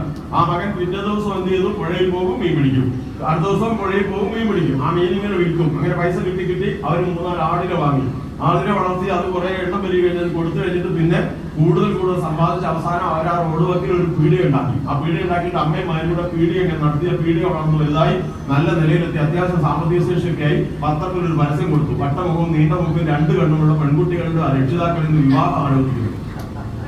പിന്നെ അതൊക്കെ വേണ്ട, 2 കണ്ണും 3 നീക്കും, അങ്ങനെയൊക്കെ ആളുകൾ വിചാരം കണ്ടിട്ടില്ല. അങ്ങനെ അതിസുന്ദരിയായ പെൺകുട്ടിക്ക് വായിച്ചിട്ടുണ്ടോ? അങ്ങനെ കല്യാണം കഴിഞ്ഞോട്ട് അത് നോക്കല്ലേ? കണ്ടോ പിന്നെ വിവാഹ ഭക്തി നോക്കിയിട്ടില്ല. ഇതൊന്നും ശരിയല്ലോ, കൂട്ടുകാർക്ക് ശരിയാക്കി കൊടുക്കട്ടെ. അപ്പൊ ഇത് നോക്കി അങ്ങനെ ആ കല്യാണം കഴിഞ്ഞു. മംഗുല്യം തന്തുനാനേന എന്ന് പറഞ്ഞിട്ട് കല്യാണം കഴിഞ്ഞില്ലേ? ഇനിയിപ്പോ എന്താ മനസ്സിലായത്? അവര് ആ മകൻ അങ്ങനെ അവർക്ക് മക്കളൊക്കെ ഉണ്ടായി സന്തതി പരമ്പരകളായി സുഖമായി ജീവിച്ചു. ഇനിയിരിക്കുന്ന ഈ റെസിഡൻസ് അസോസിയേഷനിൽ എല്ലാവരോടുമായി ചോദിക്കുകയാണ്, ആദ്യം തന്നെ ആ മനുഷ്യൻ ഒരു മീൻ ചോദിച്ചപ്പോ ആ കുട്ടിക്ക് ഒരു മീൻ എടുത്ത് കൊടുത്തിരുന്നെങ്കിൽ ആ കുട്ടി ആരായി തീരുമായിരുന്നു? ആർക്ക് വേണമെങ്കിലും പറയാം, അല്ലെ? ഞാൻ പറയും. എന്തായി തീരും? മടിയനായി തീരും, അല്ലെ? ഒന്ന് വേറെ എന്തെങ്കിലും? എനിക്ക് ഇച്ചിരി അപ്പുറത്താ തോന്നുന്നത്. ഇതിങ്ങനെ ഇറന്നിട്ട് ഒരു ചായ വാങ്ങി തരുമോ, ഒരു മീൻ തരുമോ? ചിലപ്പോ അങ്ങനെ ആയി പോകൂലേ? അതിന് പകരം അയാൾ എന്താ ചെയ്തത്? ഒരു മീൻ നൽകുന്നതിന് പകരം ഒരു മീൻ പിടിക്കാൻ അല്ലെ മീൻ പിടിക്കാൻ പഠിപ്പിച്ചു കൊടുത്തു. അപ്പൊ ആ വിദ്യയാണ് എവിടെ എടുക്കേണ്ടത്? ഈ റെസിഡൻഷ്യൽ അസോസിയേഷനിൽ എടുക്കേണ്ടതെന്നാണ് എന്റെ അഭിപ്രായം. എനിക്കതാവും നല്ലൊരു സമ്മതിച്ചോ? നല്ലൊരു സഹോദരി അവിടെ ഉണ്ട്. അപ്പൊ കാര്യം പറഞ്ഞാലും കൂടെ കൊടുക്കും. നേരത്തെ ഞാൻ വേണ്ടാതൊക്കെ പറഞ്ഞത് എപ്പോ മനസ്സിലായി? ശരിയല്ലേ? നിങ്ങൾക്ക് സമ്മതമാണോ? ഞാൻ അതിനൊരു ഉദാഹരണം പറയട്ടെ. ഇന്ന് സമയത്തിന്റെ പ്രശ്നമുണ്ട്, എന്നാലും ഞാൻ അതിന് ഉദാഹരണം പറയാതെ പറയാൻ മോശമല്ലേ? ഞാൻ എന്റെ 2 കണ്ണുകൊണ്ട് കണ്ടത് പറഞ്ഞാൽ പോലെ ഇതുപോലെ അനുഭവത്തിൽ നിന്നുള്ള പറയാം. ഇതേപോലെ റെസിഡൻസ് അസോസിയേഷൻ ഉള്ള ഒരു ഏരിയയിൽ പണ്ട് ഒരു എനിക്ക് തോന്നുന്നു 20 കൊല്ലമൊക്കെ മുമ്പായിരിക്കും, 10-20 കൊല്ലം മുമ്പാണ് ഒരു സംഭവം ഉണ്ടായി. കേൾക്കുന്നുണ്ടോ? അങ്ങേറ്റം ഞാൻ ഇരിക്കാൻ പറഞ്ഞ കേട്ടില്ലായിരുന്നോ? ഇങ്ങോട്ട് വാ ചങ്ങാതി. ആ സുഹൃത്ത്, നിങ്ങൾ സാരി കൊടുത്തിരിക്കുന്ന സുഹൃത്തിനെ വിളിച്ചത്. പിന്നെ ഇങ്ങോട്ട് അല്ല, പിന്നെ നമ്മളിപ്പോ എന്തിനാ ദൂരെ ഇരിക്കുന്നത്? ഒരാൾ പണങ്ങിപ്പോയി, കുഴപ്പമായോ? പറയട്ടെ, സമയമില്ല, അതാണ് ഞങ്ങൾ പറഞ്ഞു അറിയണു പോവാ. അപ്പൊ എന്താണ് വിഷയം എന്ന് പറഞ്ഞത്? ഒരു കുടുംബത്തെ പരിചയപ്പെടുത്തിക്കോട്ടെ. ഒരു കുടുംബത്തില് ആളിന്റെ പേര് ഒറിജിനൽ പറയണ്ടല്ലോ, നേരത്തെ പറഞ്ഞാൽ അത് അവർക്ക് നല്ലതാണ് പറയുന്നത്, എന്നാൽ പോലും പറയാൻ പാടില്ല. ഞാൻ പേര് മാറ്റി പറയുകയാണ്, തങ്കപ്പൻ തങ്കമ്മൻ. രഹസ്യമായിട്ടാണെങ്കിൽ ആളാണെന്ന് ഞാൻ പറഞ്ഞു തരാം. ഈ അടുത്ത നാട്ടിലൊരു സ്ഥാപനമായിട്ട് മകൻ നടത്തുന്നുണ്ട്. എന്തോട്ടെ? അപ്പൊ ഈ തങ്കപ്പൻ തങ്കമ്മയാട്ടോ കുടുംബം. ഈ തങ്കപ്പൻ എന്ന് പറഞ്ഞ ആള് ജനിച്ചത് വളരെ പാവപ്പെട്ട ഒരു വീട്ടിലായിരുന്നു. അതുകൊണ്ട് കുട്ടിക്കാലം വളരെ ദുരിതപൂർണ്ണമായിരുന്നു. ഞാൻ കേട്ടിട്ടുള്ളത് അടുത്ത വീട്ടിലൊക്കെ കയറിയിട്ട് തേങ്ങ നാളികേരം കൊടുക്കാനുണ്ടെന്ന് വെച്ചിട്ട് മേടിച്ചിട്ട് അത് പൊടിച്ച് പോകുന്ന വഴിക്ക് കടയിൽ കൊണ്ടു. അന്നേരം 5 പൈസയൊക്കെ ലാഭം കിട്ടും. അങ്ങനെയൊക്കെ കഷ്ടപ്പെട്ട് ജീവിച്ച അയാള് പഠിച്ച് പുറത്തിറങ്ങി അധികം പഠിച്ചിട്ടൊന്നും 10ാം ക്ലാസ്സിൽ ഉണ്ടാവുള്ളൂ. പക്ഷെ നല്ല മനുഷ്യനായി വളർന്നു. എന്തുകൊണ്ടെന്ന് പറഞ്ഞാൽ കൂട്ടുകെട്ട് അങ്ങനെ ആയിരിക്കും, അല്ലെങ്കിൽ കുടുംബ പാരമ്പര്യമായിരിക്കും. എന്തായിരുന്നാലും നല്ല മനുഷ്യനായി, നല്ല കഠിനാധ്വാനിയാണ്, നല്ല ഉത്സാഹിയാണ്, നല്ല ബുദ്ധികളാണ്. അപ്പൊ അതുകൊണ്ട് അയാൾ വളർന്നു. പരസ്യ കമ്പനിയിലൊക്കെ ജോലി എടുക്കാൻ തുടങ്ങി. ഈ ജ്വല്ലറിയുടെ ഒക്കെ പരസ്യം കൊടുത്താൽ 10 ലക്ഷം കിട്ടിയാൽ അതിന് 15% ഉണ്ട് എന്ന് പറഞ്ഞു കഴിഞ്ഞാൽ 1.5 ലക്ഷം ലാഭമാണ് അതിന്റെ അർത്ഥം, അല്ലെ കമ്മീഷൻ. ഇതുപോലെയുള്ള പൈസ കിട്ടിയിട്ട് അയാൾ നന്നായി. എന്നിട്ട് അയാൾ 2 നിലയുള്ള നല്ല മനോഹരമായ വീടൊക്കെ വെച്ചു. അങ്ങനെ വീടൊക്കെ വെച്ച ശേഷം അയാളുടെ മക്കൾ നല്ലോണം പഠിക്കാൻ കുന്നമംഗലത്ത് കൊണ്ടുപോയി സ്കൂളിൽ ചേർത്ത്. പേര് എന്തോ ഒരു ജ്യോതിയാ, ജ്യോതി പോലെ ഒരു ജ്യോതിയാ. അപ്പൊ അത് കേട്ടില്ലേ, കുന്നമംഗലത്ത് നവജ്യോതി. അവിടെ കൊണ്ട് ചേർത്തി. ഇനി സംഭവം നടക്കുന്ന സമയം മൂത്ത മകന് 9ാം ക്ലാസ്സിലാണ്. 9ാം ക്ലാസ് അല്ല, 9 വയസ്സോ അതുപോയി. 9 വയസ്സ്. 9 വയസ്സാണ് മൂത്ത മകൻ. രണ്ടാമത്തെ മകൻ 6 വയസ്സ്. ഇളയ മകന് 3 വയസ്സ്. 3 വയസ്സല്ല, സോറി, ക്ലാസ് തന്നെയാണ് ഞാൻ പറഞ്ഞപ്പോൾ മാറിപ്പോയതാ. ആദ്യത്തെ കുട്ടി 9ാം ക്ലാസ്സില്, രണ്ടാമത്തെ കുട്ടി 6ാം ക്ലാസ്സില്, ലാസ്റ്റ് കുട്ടി 3ാം ക്ലാസ്സിൽ. 3 ആൺകുട്ടികളാണ്. ഇവർ പഠിച്ചുകൊണ്ടിരിക്കുന്ന സമയത്ത് ഈ വീട്ടിൽ അദ്ദേഹം എന്ത് ചെയ്യുന്ന കോഴിക്കോട് സ്ഥലം പോയി വരുന്നയാൾ ഒരു TV വാങ്ങി. ഈ TV ആ പ്രദേശത്ത് ഞാനൊക്കെ കാണുന്ന കാലത്തെ ആദ്യ TV പെട്ടതാണ്. മാത്രമല്ല, നിങ്ങൾക്ക് മുതിർന്നവർക്ക് അറിയാമായിരിക്കും, സിനിമ കാണാൻ വേണ്ടി ഒരു കാസറ്റ് ഉണ്ടായിരുന്നു. VCP ആണോ, ഇങ്ങനെ റിബൺ കെട്ടിയിട്ട് ഇങ്ങനെ കറങ്ങുന്നത്, അതാണ് മനസ്സിലായോ? അന്ന് ഞാൻ ആ വീട്ടിൽ നിന്ന് കണ്ട സിനിമയാണ് അനിയത്തി പ്രാവ്. അപ്പൊ ഏകദേശം മനസ്സിലാക്കാമല്ലോ, പുതിയത് ഇറങ്ങുമ്പോൾ അന്ന് പുതിയ കാസറ്റ് കൊണ്ടു കണ്ട വീടാ. അപ്പൊ ഞാൻ നുണ പറയാൻ തോന്നില്ലല്ലോ, ഞാൻ കണ്ടാൽ തോന്നിയാലും സത്യം മനസ്സിലായി. അപ്പോ ഈ സിനിമ എന്ത് ഇയാളുടെ പ്രകൃതം എന്താ പറയോ, നമ്മളെ പോലെ എന്നെ പോലെ നിങ്ങൾ നല്ലതായിരിക്കും, എന്നെ പോലെ ആണെന്ന് അറിയുന്നു. അല്ല, കാരണം എന്താ പറയാ, ഇയാളെ സിനിമ കൊണ്ടുവന്നിട്ട് അടുത്ത വീട്ടിലെല്ലാം വിളിച്ചു പറയും, ഇതാ ഇന്ന സിനിമയുടെ കാസറ്റ് വന്നിട്ടുണ്ട്, വന്നോടി കണ്ടോടി. ഞാനാണെങ്കിൽ വീട്ടുകാരിങ്ങനെ അടുത്തുനിന്നൊക്കെ വന്നാൽ അടുത്ത ദിവസം ഞാൻ പുറകിൽ പോയിട്ട് കറണ്ടിന്റെ ഫ്യൂസ് ഉപയോഗിക്കും. നമ്മളെ പൈസ കൊടുത്താൽ ടി വി അല്ല, എല്ലാവരും കാണും. അല്ല പിന്നെ പക്ഷെ ഇയാള് നല്ല മനുഷ്യനാ കേട്ട കുട്ടി, അതുകൊണ്ട് എല്ലാവരും വിളിച്ചു വരുത്തി കാണും. അപ്പൊ ആ വീട്ടിൽ ഈ സിനിമ എല്ലാ സമയത്തും കണ്ടോണ്ടിരിക്കുക ഭയങ്കര തിരക്കാണ്. അതിന് കുടിക്കാനുള്ള കട്ടച്ചായ, അതിന് വേണ്ടി വരുന്ന കടി, അല്ലെങ്കിൽ എന്താണ് നെയ്യപ്പം, ഉണ്ണിയപ്പം, മിക്സർ ഒക്കെ ഉണ്ട്. എന്തിനാണെന്നറിയാമോ? ഫുട്ബോൾ ഒന്നിച്ചിരുന്ന് കണ്ട് ആസ്വദിക്കുന്നത് നിങ്ങൾ കണ്ടിട്ടുണ്ടോ? ഇവരൊക്കെ ആളുകൾ നിങ്ങൾക്കും പറ്റും. എന്താ കാണുക? ഒരുമിച്ചിരുന്ന് ഇങ്ങനെ കൈയടിച്ച് കൂക്കി വിളിച്ച് ഇവര് ഫുട്ബോൾ ആസ്വദിക്കുന്നത് കണ്ടിട്ടില്ലേ? അതുപോലെ ഈ സിനിമ കാണുമ്പോൾ ഓരോ രംഗം വരുമ്പോൾ എല്ലാവരും തമാശ പറഞ്ഞ് കൈകൊണ്ടിരിക്കുന്നത് ഇയാൾക്ക് വലിയ ആസ്വാദ്യതയാണ്. അയാൾ പറയും അങ്ങനെ ഇരുന്നിട്ട് എന്ത് പറ്റിയെന്നറിയാമോ? ക്രിസ്മസ് പരീക്ഷ കഴിഞ്ഞ് കഴിഞ്ഞപ്പോൾ കുന്നമംഗലം സ്കൂളിലെ അവിടുത്തെ ഹെഡ് മിസ്ട്രസ് കന്യാശ്രീ മൂത്ത മകനെ എടുത്തിട്ട് പറഞ്ഞു, നാളെ അച്ഛനെ വിളിച്ചുകൊണ്ടുവരാൻ പറഞ്ഞു. അച്ഛനെ വിളിച്ചുകൊണ്ടുവരാൻ പറഞ്ഞപ്പോൾ അച്ഛൻ വിചാരിച്ചത് ബഹുമാനം അവിടെ ആദരവ് ഞാൻ വിചാരിച്ചു ഏറ്റവും നല്ല ഷർട്ട് ഇട്ടിട്ട് അദ്ദേഹത്തിന് അന്നത്തെ വാഗണർ കാർ എടുത്ത് അടിപൊളി വേഷം കിട്ടിട്ട് നേരെ കാറിൽ കയറി പറന്നങ്ങോട്ട് സ്കൂൾ മുറ്റത്ത് ചവിട്ടി നിർത്തി ഓഫീസിലേക്ക് കയറി ചെന്നു. ഓഫീസിൽ കയറി ചെന്ന് കഴിഞ്ഞപ്പോൾ പ്രിൻസിപ്പൾ പറഞ്ഞിരിക്കാൻ പറഞ്ഞു ഇരുന്നു. എന്താ സിസ്റ്റർ വിളിച്ചെന്ന്? അതെ, ഒരു കാര്യം ഇത് കേട്ടോ, നിങ്ങളുടെ മകന്റെ പ്രോഗ്രസ് കാർഡ് നോക്കി, മലയാളത്തിൽ 3, ഇംഗ്ലീഷിൽ 2, കണക്കിന് 4. അതുകൊണ്ട് 3 മക്കളുടെ സ്ഥിതി ഇതാ. അതുകൊണ്ട് ഒരു കാര്യം ചെയ്തു, 3 മക്കളെ എന്താ TC ഞാൻ എഴുതി വെച്ചിട്ടുണ്ട്, ഒപ്പിടാൻ പറഞ്ഞു. ഈ TC തന്നിട്ടുണ്ട്, ഇവിടെ തോൽക്കുന്ന കുട്ടികളെ പഠിപ്പിക്കുന്ന സ്ഥലം കേട്ടോ, ഒന്ന് കൊണ്ടുപോകാൻ പറഞ്ഞു. ഇയാൾ ഞെട്ടിപ്പോയി. അയാൾ പൊട്ടിക്കറിഞ്ഞ കന്യാസ്ത്രീയുടെ മുമ്പിൽ, എന്റെ പൊന്നു സിസ്റ്ററെ, എന്റെ ജീവിതത്തിൽ ഏറ്റവും വലിയ സ്വപ്നമാ, എനിക്ക് എന്റെ കുട്ടിക്കാലത്ത് ഇതൊന്നും കിട്ടിയില്ല, അതുകൊണ്ട് ഈ മക്കളെ പഠിപ്പിച്ച് നല്ല നിലയിലാക്കണം എന്ന എന്റെ ഏറ്റവും വലിയ ആഗ്രഹമാണ് ഇവിടെ തകർന്നു വീഴുന്നത്, എനിക്ക് സഹിക്കാൻ പറ്റുന്നില്ല. അങ്ങനെ പറയരുത്, എന്റെ മക്കളെ പറഞ്ഞയക്കരുത്. സത്യമല്ല സഹോദര, ഇവിടെ കുട്ടികൾ നോക്കുന്നവരെ ഞങ്ങൾ പഠിപ്പിക്കാറില്ല, അങ്ങനെ പറയരുത്, ഞാൻ നോക്കിക്കോളാം. ഒരുപാട് പറഞ്ഞു. ഈ മനുഷ്യന്റെ കണ്ണുനീര് കണ്ടിട്ട് അവസാനം ആ സിസ്റ്റർ തോറ്റു. ഒടുവിൽ പറഞ്ഞ ഒരു കാര്യം ചെയ്തു, ഒപ്പിട്ട് വെച്ചു, അടുത്ത പരീക്ഷയ്ക്ക് മാർക്ക് കിട്ടുന്നില്ലെങ്കിൽ ഞാൻ വിളിക്കൊന്നുമില്ല, കുട്ടികൾക്ക് TC തന്നോട് കേട്ടോ, കുഴപ്പമില്ല, സമ്മതാണോ എന്നാ ഒരു പ്രാവശ്യം ഇരുന്നോട്ടെന്ന് പറഞ്ഞു. അങ്ങനെ ഈ മനുഷ്യൻ വീട്ടിൽ വന്നിട്ട് നമ്മൾ പറഞ്ഞ തങ്കപ്പൻ ഇങ്ങനെ ഇരിക്കുന്നു, തങ്കപ്പൻ ഇങ്ങനെ ഇരിക്കുന്നു. അപ്പോഴാണ് നമ്മുടെ ഇതുപോലെ മീറ്റിംഗ് വരുന്നത്. റെസിഡൻസ് അസോസിയേഷൻ ഈ വിവരം മനസ്സിലാക്കിയോണ്ട് ഞങ്ങൾ എന്ത് ചെയ്തു, കുട്ടികളെ എങ്ങനെയാണ് പഠിപ്പിക്കേണ്ടത് എന്നൊരു ക്ലാസ് കൊടുത്തപ്പോരെ, കൊടുക്കട്ടെ, അങ്ങനെ കൊടുക്കാൻ തീരുമാനിച്ചു. എന്നിട്ട് ആ റെസിഡൻസ് അസോസിയേഷനിൽ ഇത് വിഷയം എടുത്തുകൊണ്ട് ഒരു ക്ലാസ് കൊടുത്തു. എന്താ ക്ലാസ് കൊടുത്തതെന്ന് ഞാൻ പറയണല്ലോ. ഉദാഹരണത്തിന് ഇയാളെ ചൂട് പിടിച്ചുകൊണ്ട് വന്നിട്ട് അയാൾ പോയിട്ട് ഗ്ലാസ് വെള്ളം കൊണ്ടിരുന്നത് നിങ്ങൾക്ക് മനസ്സിലാവും. എന്താ മനസ്സിലാവുക? ഇങ്ങോട്ട് വരാൻ പറഞ്ഞു. ഇവിടെ വന്ന് ഞാൻ എന്തോ ചെവി പറഞ്ഞു. അവിടെ പോയിട്ട് ഗ്ലാസ് വെള്ളം കൊണ്ടുവന്നാൽ എന്താ മനസ്സിലായത്? ഞാൻ എന്താ പറഞ്ഞത്? വെള്ളം കൊണ്ടുവരാൻ എന്ന് പറഞ്ഞാല് ഇനി എന്ത് സംഭവിച്ചെന്ന് പറഞ്ഞാൽ പോരെ. സംഭവിച്ചതാണ്, പതിവ് പോലെ ഇയാൾ രാവിലെ 8 മണി അല്ലെങ്കിൽ 9 മണി ആകുമ്പോൾ കോഴിക്കോട്ടേക്ക് പോകുന്ന ആളാണ്. രാത്രി 8:30 വരുന്നത്. അപ്പോ ഇതേപോലെ തന്നെ അയാൾ എന്ത് ചെയ്തത്, രാവിലെ പോയി, പിറ്റേ ദിവസം ക്ലാസ് കഴിഞ്ഞ് പിറ്റേ ദിവസം അയാൾ കോഴിക്കോട്ട് പോയി. രാത്രി 9 മണിയൊക്കെ ആയപ്പോഴേക്ക് അയാൾ വന്നു. വന്നപ്പോൾ കയ്യിൽ ഇത്ര നീളത്തിൽ ഒരു കടലാസ് പൊതിയുണ്ട്. ആ കടലാസ് പൊതി എന്ന് പറയുന്നത് അവിടുത്തെ ഖാദി ഓഫീസിൽ നിന്ന് വാങ്ങാൻ കിട്ടുന്ന സാധനമാണ്. ചൂരലാണ്, വള്ളി ചൂരൽ, കുട്ടികളെ തല്ലാൻ പറ്റിയ സാധനമാണ്. വാങ്ങി തല്ലൊന്നും വേണ്ട കേട്ടോ, പറഞ്ഞെങ്കിലും ഈ വള്ളി ചൂരൽ കേട്ടോ വന്നത്. അങ്ങനെ വന്നു കഴിഞ്ഞിട്ട് കുട്ടികളൊക്കെ അവിടെ ഇരിക്കുന്നുണ്ട്, അവരെ വിളിച്ചു വരുത്തി. എന്നിട്ട് ഭക്ഷണം കഴിച്ചു. ഭക്ഷണം കഴിച്ചിട്ട് അയാൾ പറഞ്ഞു, ഒരു കാര്യം പറയാൻ പോകണം, ഭാര്യ വിളിച്ചു, നീ ഇങ്ങോട്ട് വരാൻ പറഞ്ഞു, നമുക്ക് ഇവിടെ ഇരിക്കാൻ ഒരു കാര്യം പറയട്ടെ. എന്താ പറയാ, ഇനി മേലാൽ രാത്രി 10 മണിക്ക് മുമ്പ് ഇവിടെ ആർക്കും TV കാണാൻ പാടില്ല. ഈ TV എടുത്ത് ഞാൻ മുകളിൽ വെക്കാൻ പോവാണ്. മേലാൽ 10 മണിക്ക് മുന്നേ ആരെങ്കിലും TV ഓൺ ചെയ്താൽ ഇത് കണ്ടോ വഴി അടിച്ച് പുറഞ്ഞാ പൊടിക്കും, കേട്ടല്ലോ. ഭാര്യനോടും പറഞ്ഞു. അപ്പൊ ഭാര്യ മനുഷ്യ 50 പവനും 5 ലക്ഷം രൂപ ഇവിടെ വന്നത് എന്നെ തല്ലാനാണ്. എന്റെ ആങ്ങളമാരെ കണ്ടിട്ടുണ്ട്. അത് ചോദിച്ചില്ല, എന്താ കാര്യം ചോദിക്കാത്തത് മനസ്സിലായോ? അവരും ക്ലാസ്സിൽ കേട്ടതായിരുന്നു. ഈ ക്ലാസ്സിൽ പങ്കെടുത്താ നിങ്ങൾ എന്ത് പറയുന്നത് അത് തന്നെ. അപ്പൊ TV കൊണ്ട് വെച്ചു. എന്നിട്ട് കുട്ടികളോട് ഇരുന്ന് പഠിക്കാൻ പറഞ്ഞു. അതിന് ശേഷം അവർ അന്നത്തെ ദിവസം കഴിഞ്ഞു. പിന്നെ പിറ്റേ ദിവസം രാവിലെ എന്ത് സംഭവിച്ചെന്ന് അറിയാമോ? ഈ ബ്രാഹ്മ മുഹൂർത്തം എന്ന് കേട്ടിട്ടുണ്ടോ? എല്ലാവർക്കും അറിയാലോ. അങ്ങനെ സൂര്യോദയത്തിന് മുമ്പുള്ള ബ്രാഹ്മ മുഹൂർത്തം എന്താണ്? ഉഷസ്സേവ സമുദ്ധായാൻ ധ്യാത്വ ദേവമനുസ്മരണ. ഉഷസ്സിൽ ഉണർന്നെഴുന്നേറ്റ് ഈശ്വര വിചാരത്തോടു കൂടിയല്ലേ ജീവിതം തുടങ്ങേണ്ടത്, അല്ലേ? ആണ്. അപ്പൊ അയാൾ എന്ത് ചെയ്തു? ഈ പറഞ്ഞത് പ്രകാരം ക്ലാസ്സിൽ നിന്ന് കൊടുക്കുന്ന അർത്ഥം, അയാൾ രാവിലെ എഴുന്നേറ്റു. പുലർച്ചെ എഴുന്നേറ്റ ശേഷം അയാൾ എന്തെന്നറിയാമോ? 3 മക്കളും കിടന്നുറങ്ങുന്ന റൂമിലേക്ക് നേരെ പോയി. ഞാനാണ് അങ്ങനെയല്ല ചെയ്യുന്നത്. പഴയ നടൻ ഉണ്ടല്ലോ, ജയന്ത് കേട്ടുണ്ടോ? ജയനെ അറിയാമോ? മുതിർന്നവർക്ക് പുരുഷൻ. അപ്പൊ എന്ത് ചെയ്യും? ഞാനാണെങ്കിൽ പറയും, ഡേ മക്കളെ പോയി വിളിച്ചുണർത്തണേ, അല്ലേ? ഓർഡർ ഇതല്ല. മൂപ്പൻ എന്തായിരുന്നറിയോ? അയാൾ തന്നെ നേരെ പോയിട്ട് 3 മക്കളെ വിളിച്ചുണർത്തി. 3 മക്കളെ കൂട്ടി എങ്ങോട്ടാ പോയെന്നറിയോ? നേരെ ബാത്റൂമിലേക്ക്. 4 ബ്രഷ്, 4 ടൂത്ത് ബ്രഷ് എടുത്തു, 4 പേസ്റ്റ് തേച്ചു, 3 മക്കൾ കൊടുത്തു, 1 അച്ഛന്റെ കൈ പിടിച്ചു, 4 പേരും ഒരുമിച്ച് പല്ല് തേച്ചു. പല്ല് തേച്ച് കഴുകി കഴിഞ്ഞ് വന്നപ്പോ അമ്മ കാപ്പി ആയിട്ട് വന്നു. ബെഡ് കോഫി എന്ന് കേട്ടിട്ടുണ്ടോ? പല്ല് തേക്കുന്നതിന് നമ്മുടെ കോഫികളായിരുന്ന ബാഡ് കോഫി. ബെഡ് കോഫി കൊടുത്തു. അത് കഴിഞ്ഞിട്ട് അച്ഛൻ എന്ത് ചെയ്യുന്നറിയാമോ, വീണ്ടും അടുക്കളയിലേക്ക് അയാൾ പോയി. ഭാര്യ വിളിച്ചില്ല, നേരെ അടുക്കള ചെന്നിട്ട് എണ്ണപ്പാത്രം എടുത്തു. വെളിച്ചെണ്ണ കേട്ടിട്ടുണ്ടോ? അതെടുത്തിട്ട് അദ്ദേഹത്തിന്റെ കൈ ഒഴിച്ച് മക്കളുടെ തലയിൽ ശരീരത്തിൽ തേച്ചു കൊടുത്തു. അയാളും തേച്ചു. മക്കളെ കൊണ്ട് അയാൾ ബാത്റൂമിൽ കയറി അയാൾ 3 മക്കളെ തേച്ചു കുളിപ്പിച്ചു. നിങ്ങൾ ആരെങ്കിലും ആണുങ്ങൾ അങ്ങനെ ചെയ്യാറുണ്ടോ? നുണയെന്ന് പറയണ്ടോ? അല്ല പിന്നെ ഇങ്ങനെ ചെയ്തു നോക്ക്. അപ്പൊ കുളിപ്പിച്ച് കഴിഞ്ഞ് പുറത്തിറങ്ങി. എന്നിട്ട് എന്താണ്, 3 പേരുടെ മേശ കസേര കാണിച്ചു കൊടുത്തു. അവിടെ മേശ കസേരൊക്കെ ഉണ്ട്, അവിടെ ഇരിക്കാൻ പറഞ്ഞു 3 പേരും. 8:30 മണി വരെ നമ്മൾ പഠിക്കും. തിരിഞ്ഞു നോക്കിയത് ഞാനിവിടെ ഇരിപ്പുണ്ട്. 8:30 മണി വരെ എഴുതുക, പഠിക്കുക, പുസ്തകം റെഡി കൂടാ. ഞാനിവിടെ ഇരിക്കുന്നുണ്ട്, ഞാൻ കറങ്ങാൻ പോവല്ല. തിരിഞ്ഞു നോക്കിയാൽ വർത്താനം പറഞ്ഞാൽ എഴുതാതിരുന്നാൽ ഞാൻ തല്ലും. ഇതാ വടി കണ്ടില്ലേ? അങ്ങനെ 8:30 മണിയായി. കൃത്യം 8:30 മണിയായപ്പോ മേശപ്പുറത്ത് ഭക്ഷണം വിളമ്പി അമ്മ.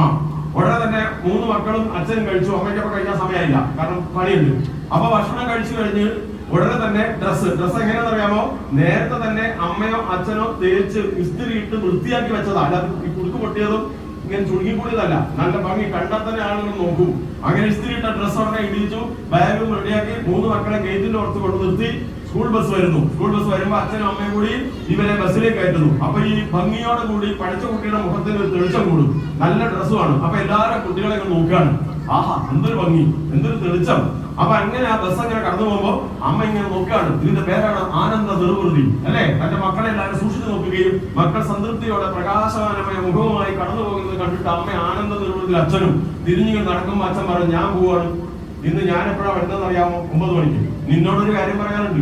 മക്കൾ 5 മണിക്ക് വരൂലേ? 5 മണിക്ക് വരുന്ന മക്കള് ഭക്ഷണം കഴിച്ചാൽ ഉടനെ 1 മണിക്കൂർ കളിക്കണം. കേട്ടല്ലോ? 6 മണി വരെ. എവിടെയാ കളിക്കേണ്ടത്? ഈ ഗേറ്റിന് പുറത്ത് പോകരുത്. വീട്ടിന്റെ അകത്ത് മുറ്റത്ത് എല്ലാ സൗകര്യവും മക്കൾ കളിച്ചോട്ടെ. 6 മണിയാകുമ്പോൾ വിളിക്കണം, കുളിപ്പിക്കണം. പറ്റുമല്ലോ? കേട്ടില്ലേ? എന്നിട്ട് വിളക്ക് അതിന് വെച്ചിട്ടുണ്ടാവും. എന്താ ചെയ്യേണ്ടത്? അവിടെ നിന്ന് രാമ രാമ രാമ രാമ രാമ രാമ എന്നോ നിങ്ങൾ എന്താണ് പ്രാർത്ഥിക്കുന്നത് പ്രാർത്ഥിച്ചോണം. അത് പ്രാർത്ഥന കഴിഞ്ഞാൽ എഴുന്നേറ്റാൽ 3 കസേര 3 മേശ.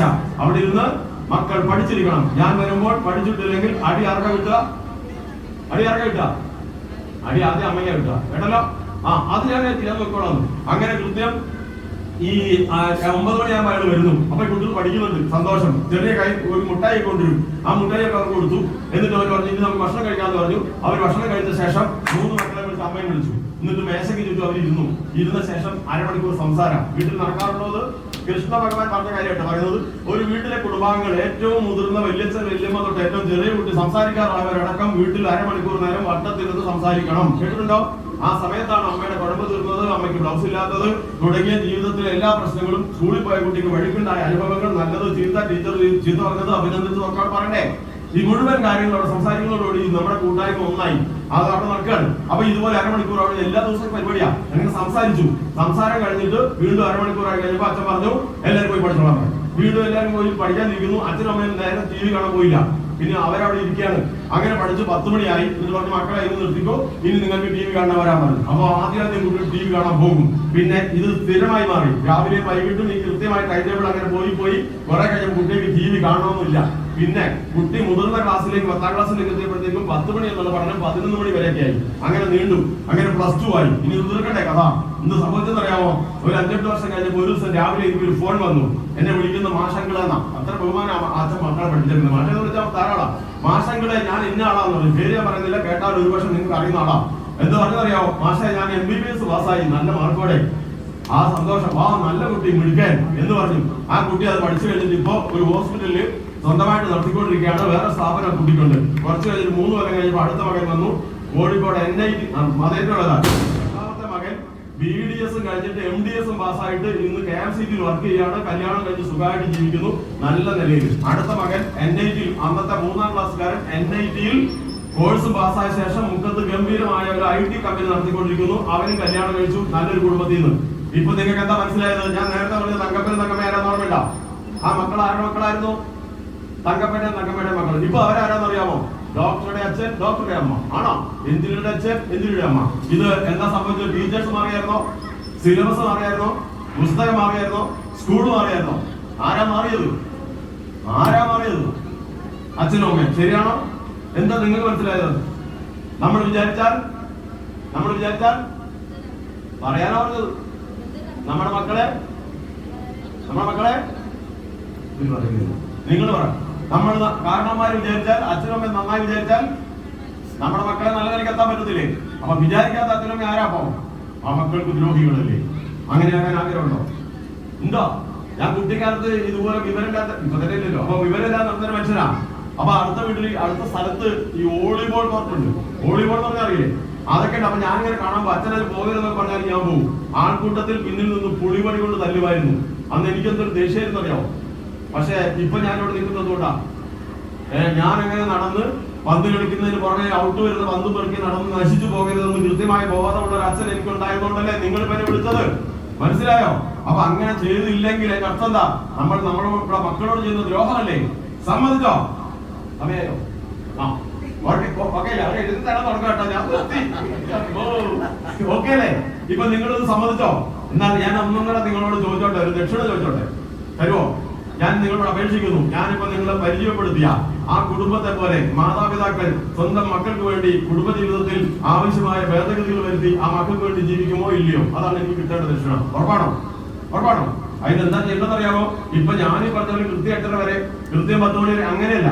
നിങ്ങളുടെ വീടിന്റെയും നിങ്ങളുടെ സാധ്യത അനുസരിച്ച് മതി. പക്ഷെ എന്ത് ചെയ്യണം? നിങ്ങൾ എപ്പോഴാണോ പഠിപ്പിക്കുന്നത് അതിനൊരു കൃത്യത വേണം. അപ്പൊ 10 മണിക്ക് വരെയാണ് എല്ലാ ദിവസവും അത് തന്നെ വേണം. ഇന്ന് 10, നാളെ 11, ഇന്ന് രാവിലെ 8 അങ്ങനെയാക്കാൻ പറ്റത്തില്ല. മനസ്സിലായോ? അത്രേ ഉള്ളൂ. അതിനൊരു ചെറിയ ഉദാഹരണത്തിൽ ഒരു മിനിറ്റ് കൊണ്ട് തരുമെങ്കിൽ ഓക്കെയാണ്. പാവ്ലോവ് എന്ന് പറയുന്ന ഒരു വിദ്യാഭ്യാസ വിചക്ഷണ മനഃശാസ്ത്രം ചെയ്ത ഒരു പണിയുണ്ട്. ഹൈ സ്പീഡിൽ പറഞ്ഞു തീർക്കാം. അദ്ദേഹം ഒരു പട്ടിക്കൂട് പണിതു. പട്ടിക്കൂടിനകത്തൊരു പട്ടി കെട്ടു, വലിയൊരു പട്ടി. എന്നിട്ട് അയാൾ എന്ത് പറയുമ്പോൾ പട്ടിക്ക് ഭക്ഷണം കൊടുക്കാൻ തുടങ്ങി. അപ്പൊ നല്ല ബിരിയാണി പട്ടിക്ക് കൊണ്ട് കൊടുക്കും. എന്നിട്ട് ചെയ്യുന്നതെന്നറിയാം, ആദ്യം 12 മണിക്ക് ഉച്ചയ്ക്ക് 12 മണിക്ക് ഭക്ഷണം കൊണ്ട് കൊടുക്കുന്നതിന് മുമ്പ് ഒരു ബെല്ലടിക്കും. ഒരു ബെല്ലടിക്കുമ്പോൾ പട്ടി കിടന്ന് ഉറങ്ങുവാണ്. ഈ ഉറങ്ങുന്ന പട്ടിക്ക് തോന്നുന്നു നല്ല ഉറക്കത്തിൽ ഈ മുതലാളി എന്തിനാ ബെല്ലടിക്കുന്നത്, ഇയാൾക്ക് വേറെ പണിയുന്നില്ല, ചീത്ത വിളിക്കും. അപ്പൊ പട്ടിക്ക് ബിരിയാണി കൊണ്ട് കൊടുക്കുമ്പോൾ ആ കുഴപ്പമില്ല, ശല്യപ്പെടുത്തിയാൽ ബിരിയാണി കിട്ടില്ലോ. പിറ്റേ ദിവസം ബെല്ലടിക്കും. ഇയാൾക്ക് എന്തിന്റെ കാരണമാണ് ഈ ഉച്ചയ്ക്ക് കൃത്യം 12 മണിക്ക് ബെല്ലടിക്കുന്നത്? അപ്പോഴും ബിരിയാണി. അങ്ങനെ 3-4 ദിവസമായി കഴിഞ്ഞ് കഴിഞ്ഞപ്പോൾ ബെല്ലടിക്കുമ്പോൾ വേഗം ചാടി എഴുന്നേറ്റ് കൂട്ടിന് ഓടി വേഗം കൊണ്ടുവന്ന് വിളിക്കാൻ തുടങ്ങും. അങ്ങനെ ഒരാഴ്ച 2 ആഴ്ച കൃത്യം 12 മണിക്ക് ബെല്ലടിക്കും, ബിരിയാണി കൊടുക്കും. കൃത്യം 12 മണിക്ക് ബെല്ലടിക്കും, ബിരിയാണി കൊടുക്കും. അങ്ങനെ ഒരു 15 ദിവസം കഴിഞ്ഞപ്പോൾ 16-ാമത്തെ ദിവസം ബെല്ലടിച്ചു, ബിരിയാണി കൊണ്ട് കൊടുത്തില്ല. നല്ല കൂടാട്ടോ. എന്താ സംഭവിച്ചെന്ന് അറിയോ? അങ്ങോട്ടും ഇങ്ങോട്ട് നോക്കി, പിന്നെ ചീത്ത വിളിക്കാൻ തുടങ്ങി. ഭയങ്കര ചീത്തയാ. എന്താ കാരണം? എന്താ സംഭവിച്ചത് എന്താ മനസ്സിലായത്? 15 ദിവസം കൃത്യമായ ബെല്ലടിച്ചിട്ട് കൃത്യമായി ഭക്ഷണം കൊടുത്ത പട്ടിക്ക് ഈ 16-ാമത്തെ ദിവസം ബെല്ലടിച്ച്, പക്ഷെ ആ സമയത്ത് ഭക്ഷണം കിട്ടിയില്ല. എന്താ മനസ്സിലായത്? അതിന് നാമൊക്കെ ഇങ്ങനെ ഒലിക്കുകയാണ്. എന്താ നിങ്ങൾക്ക് മനസ്സിലായത്? അതിന്റെ ഒരു മലയാളം ഉണ്ട്, കണ്ടീഷൻഡ് ആയി എന്ന് പറയും. എന്ന് പറഞ്ഞാൽ അതിന്റെ ഇംഗ്ലീഷ് എന്താ കുട്ടി? നമുക്ക് സ്ഥിരം നിങ്ങൾ ഏതെങ്കിലും സീരിയൽ കാണാറുണ്ടോ? ഉപ്പും മുളകാണോ മല്ലി മുളകാണോ? ഏതാ? ആ സമയമാകുമ്പോ ഓടിപ്പോകാറുണ്ടോ ആരെങ്കിലും? അതൊരു ദോഷമായിട്ട് പറയല്ല കേട്ടോ. പക്ഷെ കാണാവുന്ന രമേശ്, അതുകൊട്ടെ ശരിയാണോ ഇല്ലയോ? നിങ്ങൾ ആർക്കെങ്കിലും ഒരു സീരിയൽ കണ്ട് ശീലം ഉണ്ടെങ്കിൽ കൃത്യസമയത്ത് എത്തോ? അതിനെന്താ നമ്മൾ പറയാ? അറിയില്ല. മദ്യപിക്കുന്നവരാണ് കറക്റ്റ് കൃത്യസമയത്ത് ഷാപ്പിലെത്തും. മനസ്സിലായിട്ടോ? അതിനിപ്പോ ഇതിനെന്താ പറയാ? കണ്ടീഷൻ ഉണ്ടാവുക. കണ്ടീഷൻ എല്ലാവർക്കും മനസ്സിലായില്ലേ? അപ്പൊ ഈ കുട്ടി ഈ നായിക എന്താ സംഭവിച്ചത്? കൃത്യസമയത്ത് ആയി കഴിഞ്ഞാൽ അതിന്റെ മനസ്സും ശരീരവും ആ സമയത്ത് ബെല്ലടിച്ചാൽ ഉടൻ ഭക്ഷണം കിട്ടണം എന്ന കണ്ടീഷനായി പോയി. ആ സമയത്ത് കിട്ടിയിട്ടില്ലെങ്കിൽ അവൻ വയലന്റ് ആവും. ആ സമയത്ത് മയക്കുമരുന്ന് കിട്ടിയില്ലെങ്കിൽ അവൻ വയലന്റ് ആവും. ഇതിന്റെ ഉത്തരം അതല്ല. ഞാൻ ഉദ്ദേശിച്ച ഉത്തരം മയക്കുമരുന്നൊന്നുമല്ല. അങ്ങനെയാണെങ്കിൽ നമ്മുടെ കുട്ടിയെ എല്ലാ ദിവസവും 8 മണിക്ക് ഇരുത്തി പഠിപ്പിക്കുന്നു എന്ന് വിചാരിക്കാം. അല്ലെങ്കിൽ രാവിലെ 6 മണി തൊട്ട് 8 മണി വരെ പഠിപ്പിക്കുന്നു, അല്ലെങ്കിൽ രാത്രി 7 തൊട്ട് 10 മണി വരെ സ്ഥിരമാണെങ്കിൽ എന്ത് സംഭവിക്കും? നിങ്ങൾ ഒരു മാസം പരീക്ഷിച്ച് പിന്നാലെ കൂടിയാൽ എന്താ പിന്നെ സംഭവിക്കാം? ആ സമയമാകുമ്പോ കുട്ടിയെ പിന്നെ വിളിക്കണം. എന്താ ഓട്ടോമാറ്റിക്കായിട്ട് കുട്ടി എവിടെ വരും? പഠിക്കുന്നിടത്ത്. ഇപ്പൊ മനസ്സിലായ കണ്ടീഷന്റെ കാര്യം. അങ്ങനെ ഒരു ശീലം ഉണ്ടാക്കിയാൽ കുട്ടി പിന്നെ നമ്മൾ പറയണ്ട, കൃത്യമായി അവിടെ നിന്ന് പഠിച്ചോളൂ. അപ്പൊ ഇത്തരത്തിൽ കൃത്യതയും കൂടി ഇതിന് ആവശ്യമെന്ന് മനസ്സിലായല്ലോ. സമയനിഷ്ഠ വേണം. നിങ്ങൾ എല്ലാവരും പിന്നാലെ കൂടണം. ചീത്ത പറയരുത്. കുട്ടിയെ തലോടണം. മാർക്ക് കുറഞ്ഞു വന്നാൽ കെട്ടിപ്പിടിച്ച് മോനെ കുട്ട അല്ലെങ്കിൽ മോള് വിഷമിക്കേണ്ട, അടുത്ത പരീക്ഷയ്ക്ക് നമുക്ക് കൂടുതൽ വാങ്ങാം എന്ന് പറയാനാണ്. ചീത്ത വിളിക്കും. നേരത്തെ സൂര്യന് വാങ്ങണ്ട കേട്ടോ, ഞാൻ വെറുതെ പറഞ്ഞോ, എടുക്കരുത്. അതൊക്കെ വേറെ കാര്യം. സമ്മതിച്ചോ? അപ്പൊ ഈ ആരെ എന്താ ചെയ്യേണ്ടത്? സ്നേഹം കൊണ്ടാണ് കുട്ടികളെ നമ്മുടെ കൂടെ കൂട്ടേണ്ടത്. അവരെ സ്നേഹിച്ച് കെട്ടിപ്പിടിച്ച് അവർ കാണാതെ വേണം 2 കണ്ണുനീരുകളെ കാണിച്ച് അവർ വീണോളൂ ഇവിടെ ഇരിപ്പില്ലെങ്കിൽ. അപ്പൊ പിന്നെ അവർക്ക് അയ്യോ എന്റെ അമ്മ സങ്കടമായ പിന്നെ ഞാൻ മോശമല്ലേ, അങ്ങനെ അതൊന്നും ചെയ്യാൻ നിൽക്കില്ല. അപ്പൊ ഏതായാലും സമയം വളരെ വൈകി. ഇത്രയും നല്ല വളരെ ശ്രദ്ധിച്ചിരുന്നിട്ടുണ്ട്. ഞാൻ വെറുതെ വെച്ചുണ്ടാക്കിയെന്ന് വെച്ചാൽ വെറുതെ എന്റെ രീതിയാണ്. നല്ല ഭംഗിയായില്ല ശ്രദ്ധിക്കുകയോ ഒക്കെ ചെയ്ത നല്ല സ്നേഹസമ്പന്നരായിട്ടുള്ള ഈ തൃക്കളിയൂർ പ്രദേശത്തുള്ള ഒരു കൂട്ടം നല്ല വീട്ടുകാരുടെ വലിയൊരു കൂട്ടായ്മയാണിത്. വളരെ സന്തോഷം നിറഞ്ഞ ഇത്തരത്തിലുള്ള ഈ റെസിഡൻസ് അസോസിയേഷൻ ഒരു എന്താ പറയുക പിന്നോട്ട് പോകാതെ ഉത്തരോത്തരം ഭംഗിയായി ഐശ്വര്യത്തോടെ പ്രവർത്തിച്ച് നാട്ടിലുള്ള ഞാനീ പറഞ്ഞ പോലെ ഒരുപാട് മക്കൾക്ക് ജോലി കിട്ടുകയും നല്ല കുടുംബങ്ങളായി സുഖസൗകര്യങ്ങളോടുകൂടി നാട്ടുകാർക്ക് വെളിച്ചമായി എന്താണ് ശാന്തിയും സമാധാനവും ഒക്കെ വിളയാടുന്ന തൃക്കളയൂരിൽ ഒന്നും കൂടി നന്നായി ഇത് ഉപയോഗപ്പെടുത്തേ എന്ന് പ്രാർത്ഥിച്ചുകൊണ്ട് എന്നെ നിങ്ങൾ വിളിച്ചതിനും അതുപോലെ ഇത്ര നേരം നിങ്ങളോട് പറഞ്ഞ കാര്യത്തിൽ നിങ്ങൾക്ക് ആർക്കെങ്കിലും എന്തെങ്കിലും വിഷമമുണ്ടെങ്കിൽ എനിക്ക് യാതൊരു വിഷമം ഉണ്ടായിട്ടില്ല എന്നും കൂടി അറിയിച്ചുകൊണ്ട് എല്ലാവർക്കും നന്ദി, നമസ്കാരം. Thank you sir. അടുത്തതായി നമ്മുടെ മിത്രം റെസിഡൻസിലെ പ്രതിഭകളെ ആദരിക്കുന്ന ചടങ്ങിലേക്കാണ് നമ്മൾ കടക്കുന്നത്. ആദ്യമായി Sukanya, doctor of Sreedharan, Palakkad IIT PhD ചെയ്യുന്നു. റിസർച്ചിന്റെ ഭാഗമായി ഗുജറാത്ത്, ബോംബെ, അമേരിക്ക